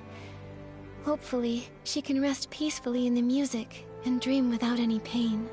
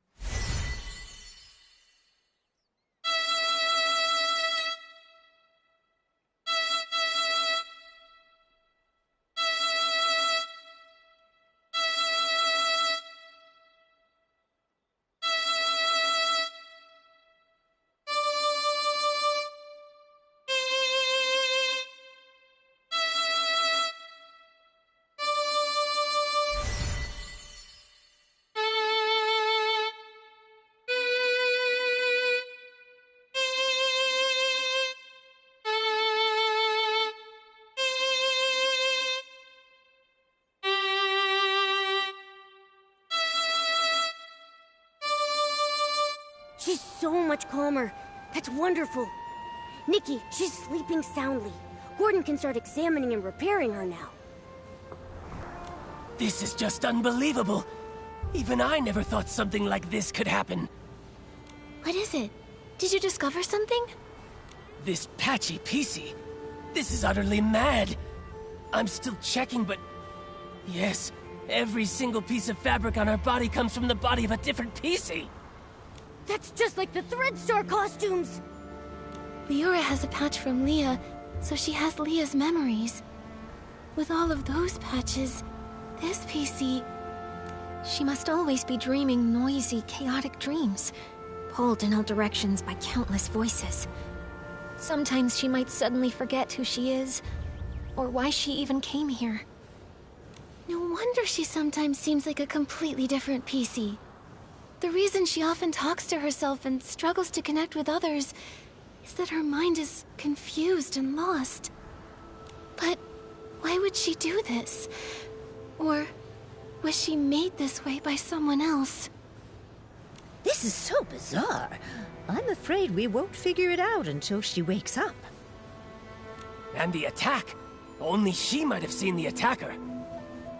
Speaking of the attack, that pocket watch she's wearing seems broken. It's stuck at 11:18. Could that be the time of the attack? That watch stopped long ago. I took it apart while checking. It's full of dust, and the gears are all stuck together. Then why would she still wear it? Why, indeed. I'll try removing all her patches so there'll be fewer voices inside her. Then you can talk to her original self without all the noise. This will be such an exciting experiment!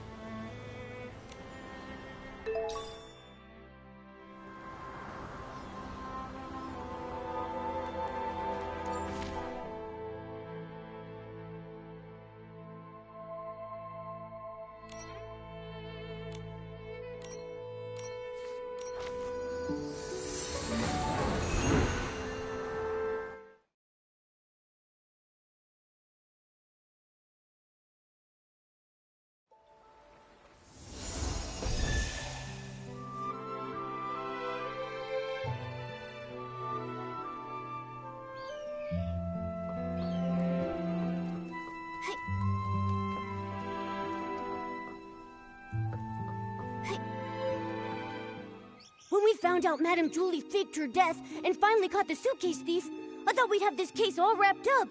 I didn't expect another PC would try to assassinate Madame Julie. Luckily, that mysterious patchy PC was there, or things could have gone really wrong. Yeah. Even though we still don't know who she really is, or why she's doing all this, we definitely owe her our thanks. To be honest, with everything going on, I'm feeling pretty confused right now. Detective Nikki, do you have any new ideas?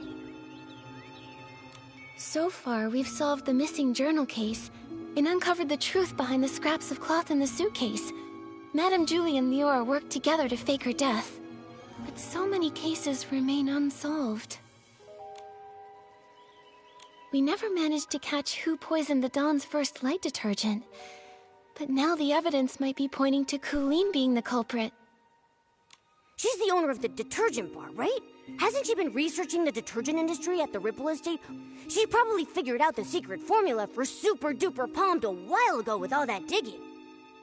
And since she knows more about detergents than most PCs, this poisoning method wouldn't be hard for her. And there's more. We tracked the suitcase and ended up at Colleen, but she didn't actually steal the suitcase. The real thief is probably an accomplice of hers who's still hiding in the shadows. Look at her, with that top hat and bow tie. I thought she was just a cold but decent PC. Turns out she's a major troublemaker. Luckily, with Gordon's reagent and help from Leora and Raggy, we managed to trap her. Otherwise, she would have run off with the suitcase into the abandoned district. Why is she so desperate to move the fabric inside? What's her goal? And there's more. If it weren't for Madame Julie and Leora stepping in, we would have never known that all of this connects back to the Threadstar from hundreds of years ago. Using PCs to... It's too cruel. I can barely say it out loud. Such a heartless company. Even though the Kingdom Guard's Operation Starstrike was a huge success, Threadstar somehow rose again. Not only cruel, but also cunning. They're preparing the Golden Vision. Maybe it's connected to Madame Julie's assassination. At least we caught Colleen, found out she's part of Threadstar's remnants, and know she definitely has an accomplice. They're the ones who attacked Madame Julie. She needed help to pull off the suitcase theft. Her alibi back then was just a trick. We underestimated her. Ugh. One PC did the poisoning, the other one stole the suitcase, and they worked together so smoothly. They almost fooled us. Detective Nikki, who do you think stole the suitcase? Based on our findings, Tommy was held up by Colleen, and Benny was unconscious. Neither had time to steal it.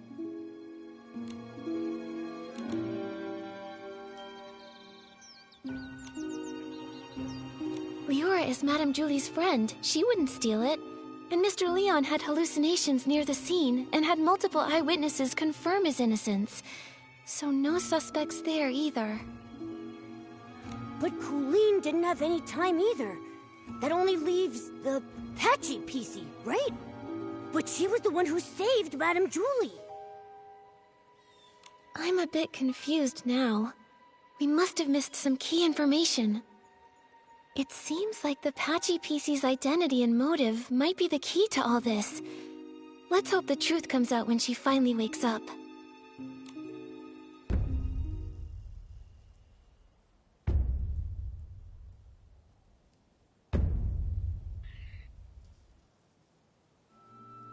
I wonder how the Patchy PC's doing.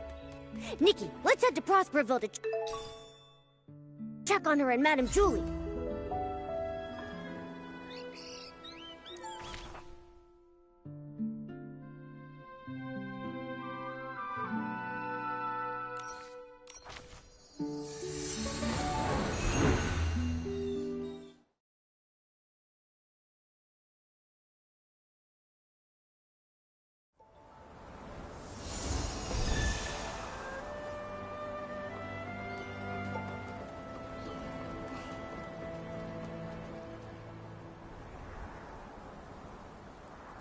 So that was you?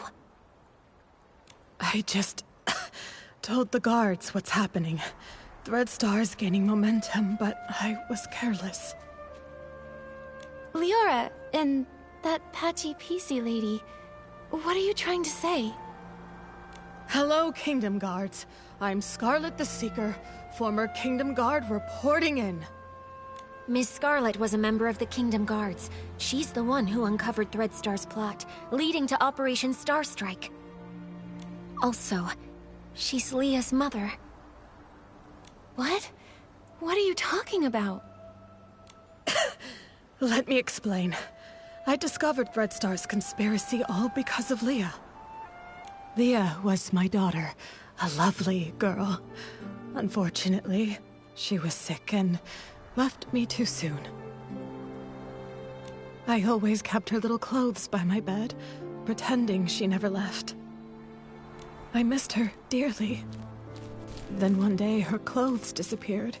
A tiny PC appeared in their place. She turned to me and called me Mama.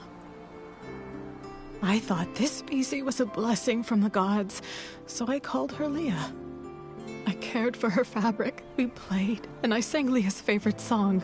Small flower braids in rows, the dreaming child with secrets glows. Ah, happy days. I always slept with a smile on my face. Until she vanished too. Gone without a trace, like she never existed. I looked everywhere, but never found her. So I started investigating all the cases of missing PCs, hoping to find a clue. That's when I noticed Threadstar. The Kingdom Guards took it seriously, and Operation Starstrike succeeded. Threadstar was seemingly gone, but I still wasn't able to find my dear Leah. No matter where I looked, I never saw her again. Later, I left the guards and died alone, still searching for my baby girl. I was then reborn as a PC. This broken pocket watch stopped exactly at the time Leah left. I wear it always. I swore on it. Whether whole or broken, whether it takes a day or 100 years, I will find my Leah. After a while, I began sewing pieces of the victim PCs onto myself, piecing together their memories to find the truth. I've followed those memories ever since. Threadstar kidnapped Leah and turned her into... That's why you were so emotional seeing Leora. You were sensing Leah. Yes, those memories confused my mind, but I will never forget Leah's presence. Leah, my little Leah. I miss you so much. Wind blows soft on the ridge, sending our sorrows off the bridge. Leah knows your voice. I know. I followed Benny here because I suspected that over the decades, he's been helping Threadstar pick kidnapping targets. Wait, so you think Benny is a member of Threadstar? That's why you attacked him? Attack? I did chase him, but I didn't succeed. How come... What a liar. Benny wasn't at the fermentation zone his first day at the estate. I found him there, but that was early on the second morning. Wait, that's the day after the first poisoning case. A whole entire day after Benny claimed he was attacked. His first day hiding in the estate, I couldn't follow him inside.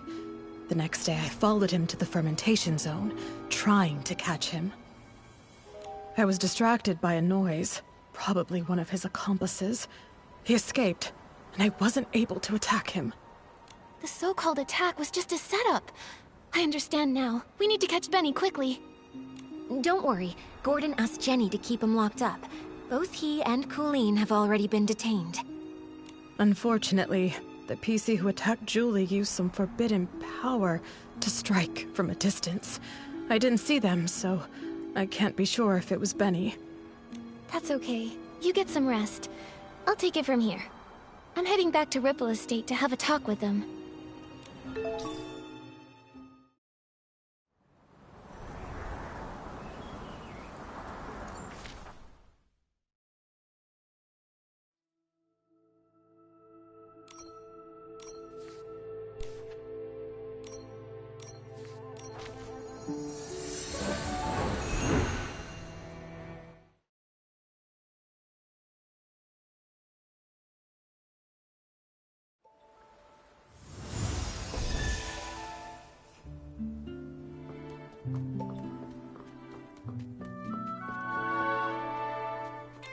Benny and Colleen are held in 2 nearby knock-knock cells. It also looks like the others found these shredded fabrics on Colleen, but she won't explain why she stole the suitcase. As for Benny, I have yet to see him. I heard he's insisting on his innocence and begging to leave the abandoned district. Suspecting an old friend must feel awful. Leora, if you ever need to talk, I'll be here for you. It's okay, Miss Nikki. After hearing about Miss Scarlet's investigation, I had some doubts about Benny. After all, if it hadn't been for him, I wouldn't have started renting costumes from Threadstar. Huh? Didn't you start to suspect him when Threadstar got into trouble? Threadstar was popular then, and their custom stage costumes were in high demand. Benny was a perfectionist and wanted me to rent a magical costume to boost my influence. It wasn't that strange to me. So just like I never told Juliet about these things, I never told Benny I was investigating Threadstar either. But I never expected to run into him here, right when we were tracking down Threadstar's remnants. Returning to the abandoned district after a long time, and running into so many accidents, it's hard not to be suspicious. Indeed. I've been afraid to face him because I'm worried I might get a bad answer. Leora, were you close to Benny in the past? Close? Yes, I suppose. As my agent, even though he was treated differently because of his facial scar, he always did his best to shield me from unwanted gatherings and fought for me to have more opportunities. I appreciated him. Benny said the scar was an old injury. Did he get it back then? No, it was even earlier. He was born from a torn piece of clothing. The owner of the clothing was a struggling actor who had an accident. It happened during a very dangerous performance. Both he and the costume were left with a permanent scar, and his dreams shattered. When I met Benny, he never really spoke about it, but kept washing himself and tidying the house, as if trying to repair every broken piece of his life. The pain from that accident, just like that scar, never faded from Benny's heart. Maybe because of this, he was a perfectionist and very strict with me, demanding I be a perfect star in everything I did. But he also cared for me a lot, like an older brother, ironing out every crease in my costume and making sure to tidy up my messy dressing table. At every performance, he stood backstage, applauded me, and gave me a bouquet of flowers. He wanted the spotlight on me even more than I did, as if the light could also heal his scars. Sorry for rambling. The most important thing to do now is to figure out what they're hiding.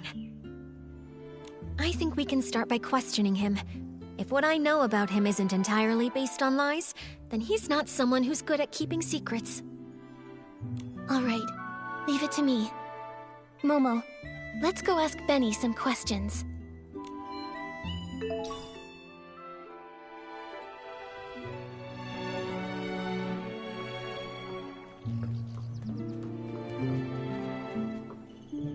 You again? Detectives.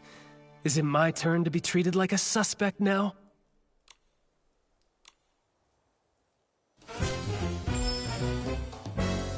This is just a routine inquiry in the investigation, Benny. If you're truly innocent, I recommend that you cooperate fully and answer my questions seriously. Where were you when we were chasing Colleen in the Ripple wine cellar? Were you her accomplice in stealing the suitcase? If you have nothing to hide, why were you in such a hurry to pack and escape? I had no idea you were chasing Colleen. How would I even know where I was at the time?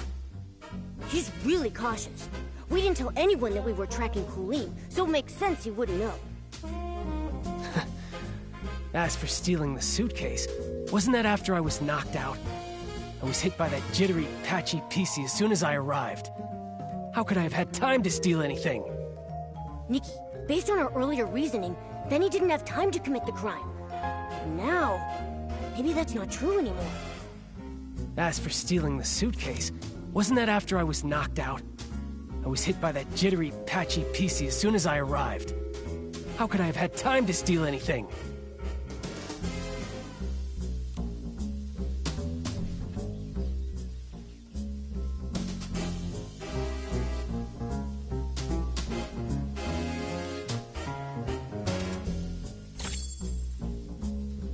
Benny, I'm afraid that what you don't know is that we've already spoken with that patchy PC you mentioned.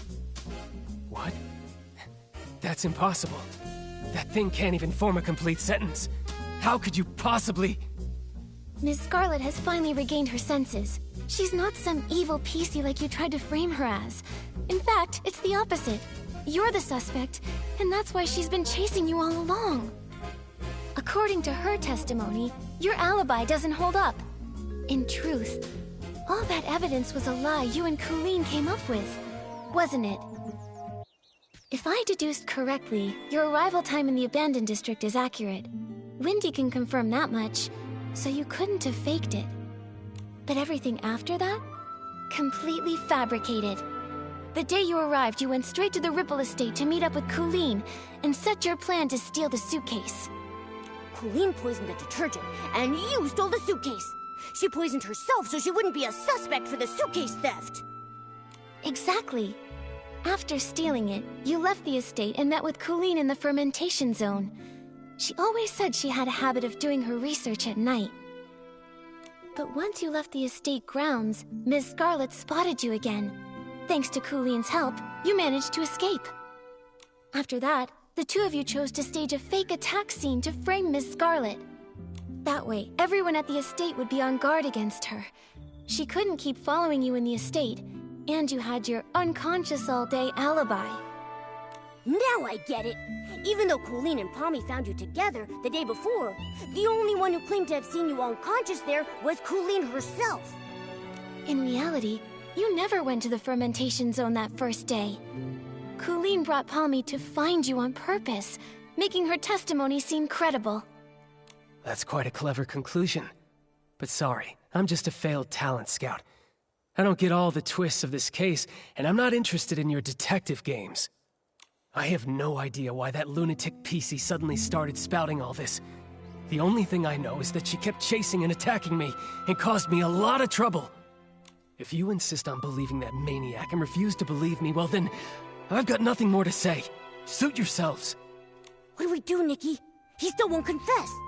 If he keeps insisting Miss Scarlet is lying, we can't really prove otherwise. I would rather believe Ms. Scarlet's testimony, but with both sides telling a different story, we can't use this as evidence to convince Benny. Let's talk to Colleen again. If we can prove she gave Benny false testimony, we can completely shatter their lies.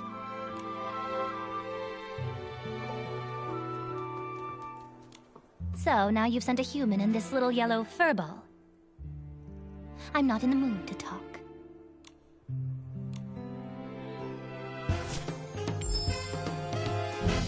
Colleen, refusing to talk won't help.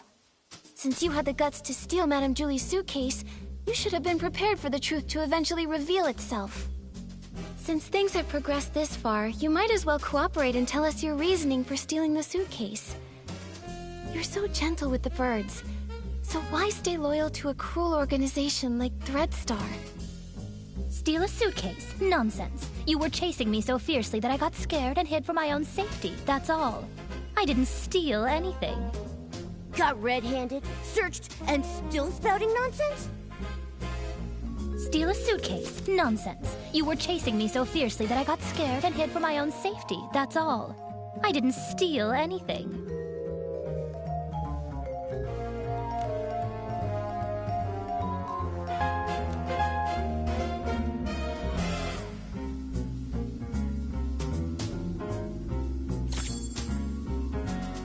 Those scraps were found in your possession. Still going to deny it? Just some cloth scraps. I use them to test detergents. What? Is there a rule against bringing your own scraps to Ripple Estate? If they were really just scraps for testing detergent, why did you keep carrying them while running away? Even when you were cornered, you still wouldn't let them go. I'm a professional detergent bar owner. I have my reasons. A professional detergent bar owner? More like a professional thief! I'm a professional Besides, you suddenly chased me. I didn't have time to think about what I was carrying. She sure had enough time to feed the birds, though. Besides, you suddenly chased me. I didn't have time to think about what I was carrying.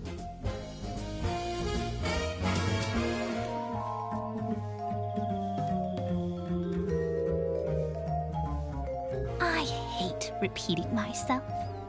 Last time. Prove where the scraps came from, or stop the nonsense. Besides, if you can't prove where these scraps came from, stop wasting my time. Nikki, we have to prove the fabric on her matches the fabric in Madame Julie's suitcase. Is there any way we can compare the scraps? If you can't prove where these scraps came from, stop wasting my time.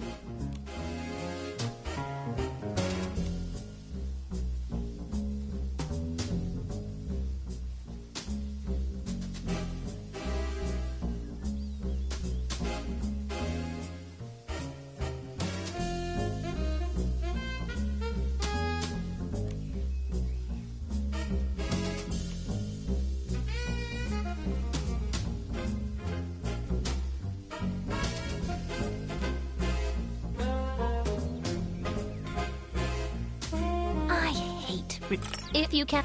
Still won't come clean, huh? Nikki, we can't let him weasel his way out of this.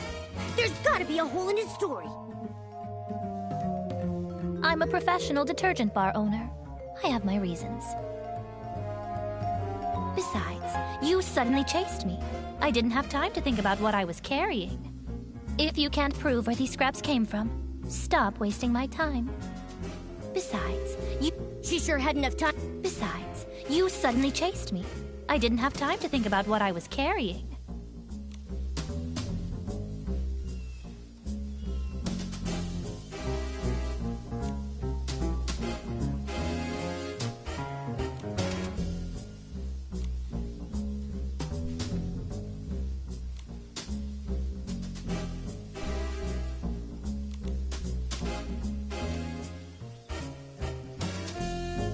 I'm a professional detergent bar owner. A professional detergent? I'm a professional detergent bar owner. I have my reasons.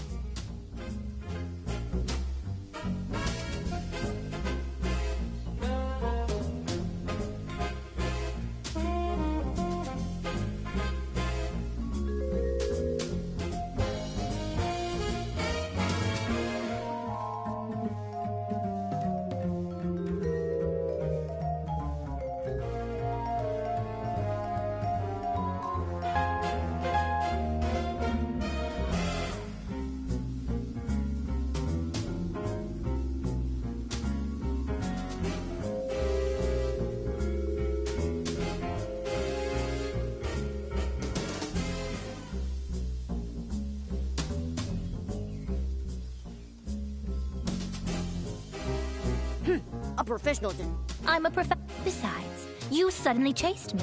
I didn't have time to think about what I was carrying.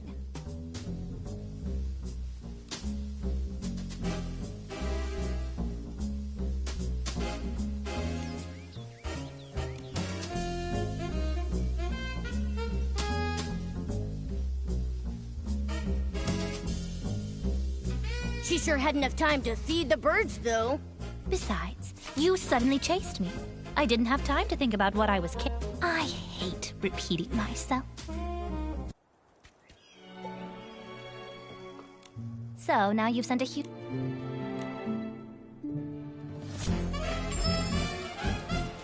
Colleen, refusing to talk won't help. Since you had the guts to steal Madame Julie's suitcase, you should have been prepared for the truth to eventually reveal itself. Since things have progressed this far, you might as well cooperate and tell us your reasoning for stealing the suitcase. You're so gentle with the birds, so why stay loyal to a cruel organization like Threadstar? Steal a suitcase? Nonsense. You were chasing me so fiercely that I got scared and hid for my own safety, that's all. I didn't steal anything. Got red-handed, searched, and still spouting nonsense? Steal a suitcase? Nonsense. You were chasing me so fiercely that I got scared and hid for my own safety, that's all. I didn't steal anything. Those scraps were found in your possession. Still going to deny it? Just some cloth scraps. I use them to test detergents. What? Is there a rule against bringing your own scraps to Ripple Estate? If they were really just scraps for testing detergent, why did you keep carrying them while running away? Even when you were cornered, you still wouldn't let them go. I'm a professional detergent bar owner. I have my reason. Besides, you suddenly chased me. I didn't have time to think about what I was carrying. If you can't prove where these scraps came from, stop wasting my time.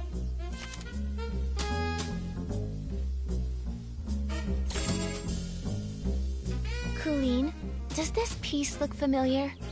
We found it near Madame Julie's suitcase at Golden Fields, the one you didn't manage to take. If we compare this piece with the scraps we found on you, it will prove they're the same fabric. Or do you need to see a lab report before you'll admit it? I actually left a piece behind. Looks like you just admitted to being the suitcase thief. Now, one more question. Benny was your accomplice, wasn't he? His so-called coma was just your cover. He was never attacked at all, was he? And And what does it matter if I am the suitcase thief? Give it up. I'll never tell you anything else. She's so arrogant! My claws are itching! And what does it matter if... As for Benny, I'd never seen him before I came here.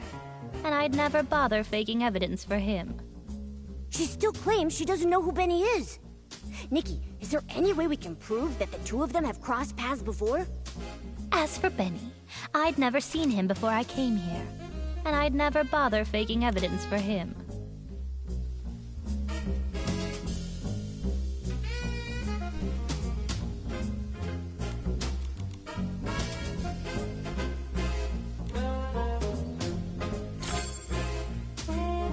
Benny's notes say he often visits the Nightshade Lounge, the very one you own, Colleen. He even pays monthly tabs. A hands-on bar owner that goes as far as to personally test detergents, and even carries around test fabric scraps just in case. And yet you claim to never have met someone who's obviously a regular customer of theirs. What a liar. That fool. Of all the things, how could he drop this page? Stupid. Utterly stupid. It's over, Colleen. No denying it now. You and Benny were a team, poisoning the Dawn's First light detergent just to steal that suitcase. Why? What is this golden vision? Why kidnap so many PCs? Why target Madame Julie? Don't you think enough PCs died already? Colleen, it's not too late. Tell us the truth, and we can stop more PCs from being lost. Fine, I do know Benny. But just like you said, it's nothing more than a bar owner and a regular. I'd never risk faking evidence for a customer. And even if he came fairly often, I never liked that man. What a pretentious fool. What do we do, Nikki? This is the most stubborn PC I've ever seen. She's still not telling us anything. If she refuses to talk, we have no way to keep investigating. Momo, we need to find a flaw in her collaboration with Benny. Maybe we can start from here. Could Benny's journal page reveal more clues? We need to prove that his connection with Colleen goes beyond just a bar owner and a customer. Huh? But we only have this single page, and it's all about Benny's work. There's nothing that shows any link to Colleen. Back then, we thought Benny's notes were on the potential talent he was scouting. Now it looks like the targets he researched were probably kidnapping victims. Come on, we can't let them get away. Think carefully. How are we going to prove that the story about being attacked and discovered was actually a planned false testimony? I've got it! Colleen, could you please describe the state you found Benny in for us? If you are both telling the truth about what happened, both of your stories should match perfectly, right? Didn't I already explain when I brought that PC back? Oh, you know I hate repeating myself. I don't just want the broad story, I need the details. For example, what was the weather like that day? What scent of detergent did the fermentation zone smell like? And what condition was Benny in? Come on, Colleen. Answer these few questions and I won't bother you anymore. Fine.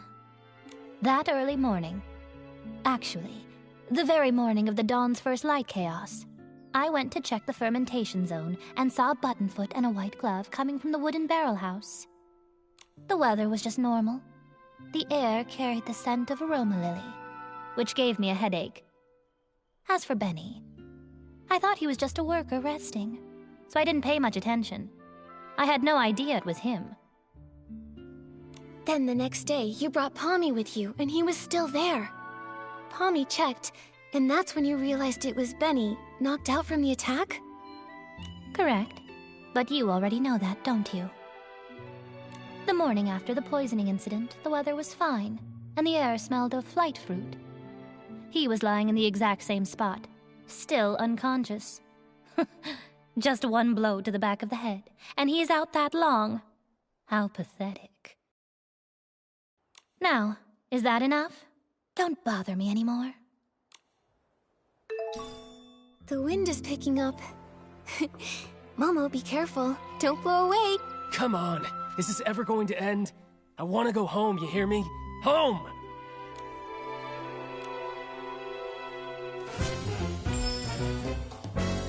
Benny, we have one final question. If you can answer it honestly, then maybe you can go home sooner. Please describe your experience of being attacked and knocked out, and when Colleen and Pommy found you. What was the weather like that day? What scent of detergent did the fermentation zone smell like? What condition were you in? Oh, questions. Why so many questions? I already told you. I arrived that very morning when the Dawn's First Light incident happened. So rude! Ugh. Calm down. I know I shouldn't go around hitting PCs. That would ruin our agency's reputation. Oh, questions. It was still dark when I reached the estate. I got lost for a while before I found the fermentation zone, and then ran into that sneaky PC. Still bad-mouthing Miss Scarlet. Ooh, I just want to scratch him. It was still... As for the weather, it was pitch dark. Who knows what the weather was like? The scent? Probably something like wool fruit. I was really tired at the time. I just wanted to ask for directions. Sounds guilty to me, Detective Nikki. What do you think? As for... Then suddenly she attacked me and knocked me out. When I woke up, Pommy and the others had already taken me back to the estate. That's all I know. Still bad-mouthing Miss Scarlet. Then suddenly she attacked me and knocked me out. When I woke up, Pommy and the others had already taken me back to the estate. That's all I know.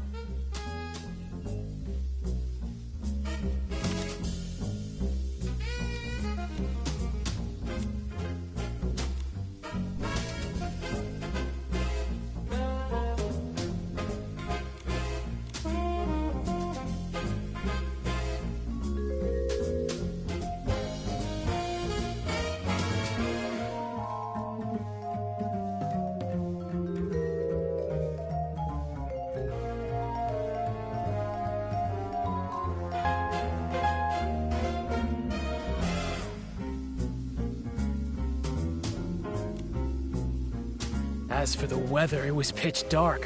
Who knows what the weather was like? The scent? Probably something like wool fruit. I was really tired at the time. I just wanted to ask... Is that all true? Because that's not at all what Colleen said. Take a closer look. Her account of the first time she saw you doesn't match yours at all. What? It should match. I was just lying there unconscious and... You noticed too, right? She said the fermentation zone smelled of aroma lily, but you said wool fruit. If I didn't know any better, I'd say one of you wasn't there. I just got it wrong. It was a mistake. Benny, don't you think it's a bit too late to change your story and say the scent was aroma lily? Aroma lily's smell is so distinct. No one would believe your side of the story now. The fermentation zone always starts releasing the scent of that day's ingredients after 3 a.m., but you and Colleen described completely different smells. If you're not lying, then how do you explain that? No, I just made a mistake. I didn't... No, I never smelled anything. You pressured me into saying something, so I just blurted it out. He's backtracking. We can't let him off the hook. Nope. Wait, I remember now. It wasn't past 3 a.m. when I arrived. I got to the abandoned district by 2 a.m., so I wasn't lost that long. He's backtracking. Wait, I wandered a bit after that, of course, but not for long. Then I saw that crazy PC's pocket watch. It read 2:30. Exactly. I just forgot before, but now I clearly remember. There was no scent being pumped out at that time. Don't try to trick me. I wandered a bit after that, of course, but not for long. Then I saw that crazy PC's pocket watch. It read 2:30.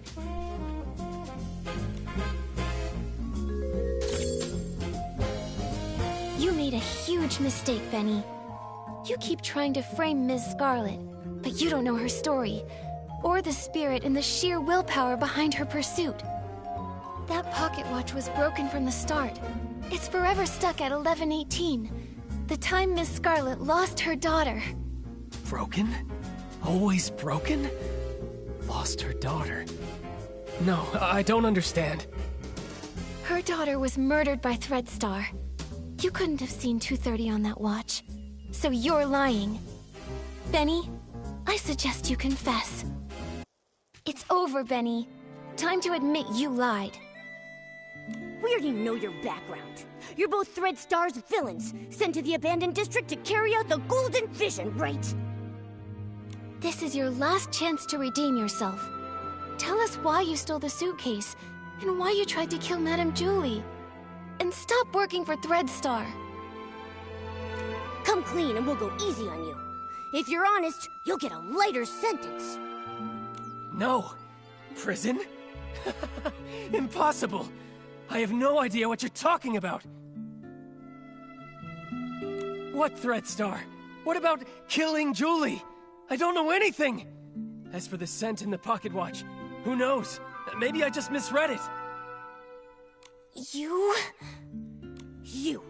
just the type who won't cry until death's staring you right in the face. What evidence do you have that proves I work for Threadstar? Show me! How can you verify that I helped Colleen steal the suitcase? You caught her, right? You should find the suitcase and the cloth on her. If so, then lock her up! You're ruthless! Your ally doesn't matter to you at all? Why should I care about what happens to her? I just want to go home already. I don't want to stay in this place for another moment! Go away, detective. Without solid evidence, don't expect to hear another word from me! Nikki, looks like they're both refusing to cooperate. We should figure out our next move.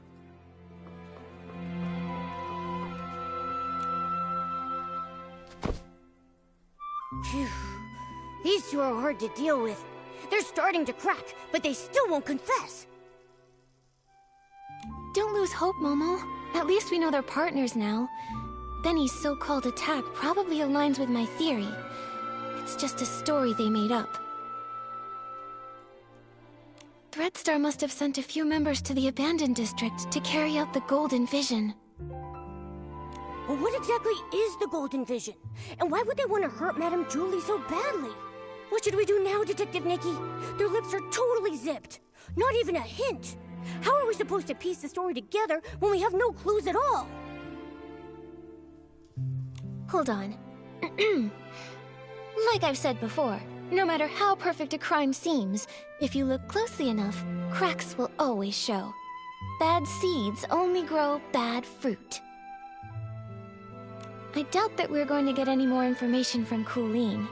She would rather confess to stealing the suitcase and accept being punished than tell us what really happened. Colleen is a pretty tough cookie, you know that? I mean, even if I pulled out my razor-sharp claws, I don't think she would be fazed in the slightest. She's just that tough.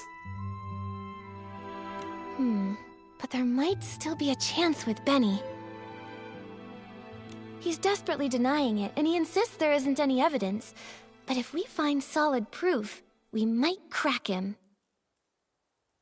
Unfortunately, the assassination attempt on Madame Julie has no witnesses, and it's hard to find clues from the Esslings. That route probably won't work. Should we start with the missing suitcase case? Yeah. If we can prove that Benny stole the suitcase during all of the detergent poisoning chaos, he won't be able to deny it. And if we can prove Benny's a member of Threadstar, identifying his motive, he probably won't have much of an argument. Makes sense. Detective Nikki, where do you think would be the very best place to start looking for evidence? Your trusty assistant Momo is here and ready to go whenever you need me. Just point me in the right direction and I'll get on it right away. Whether it's Threadstar or Benny, the PCs in the abandoned district might not be familiar with them. We'll probably find clues asking guests from Sichia. How about we start by talking to... Leora. Since Benny was once Cersei's agent, she must know Benny's past better than nearly anyone else around. Alright, let's get going. With Nikki on the case, we've got this.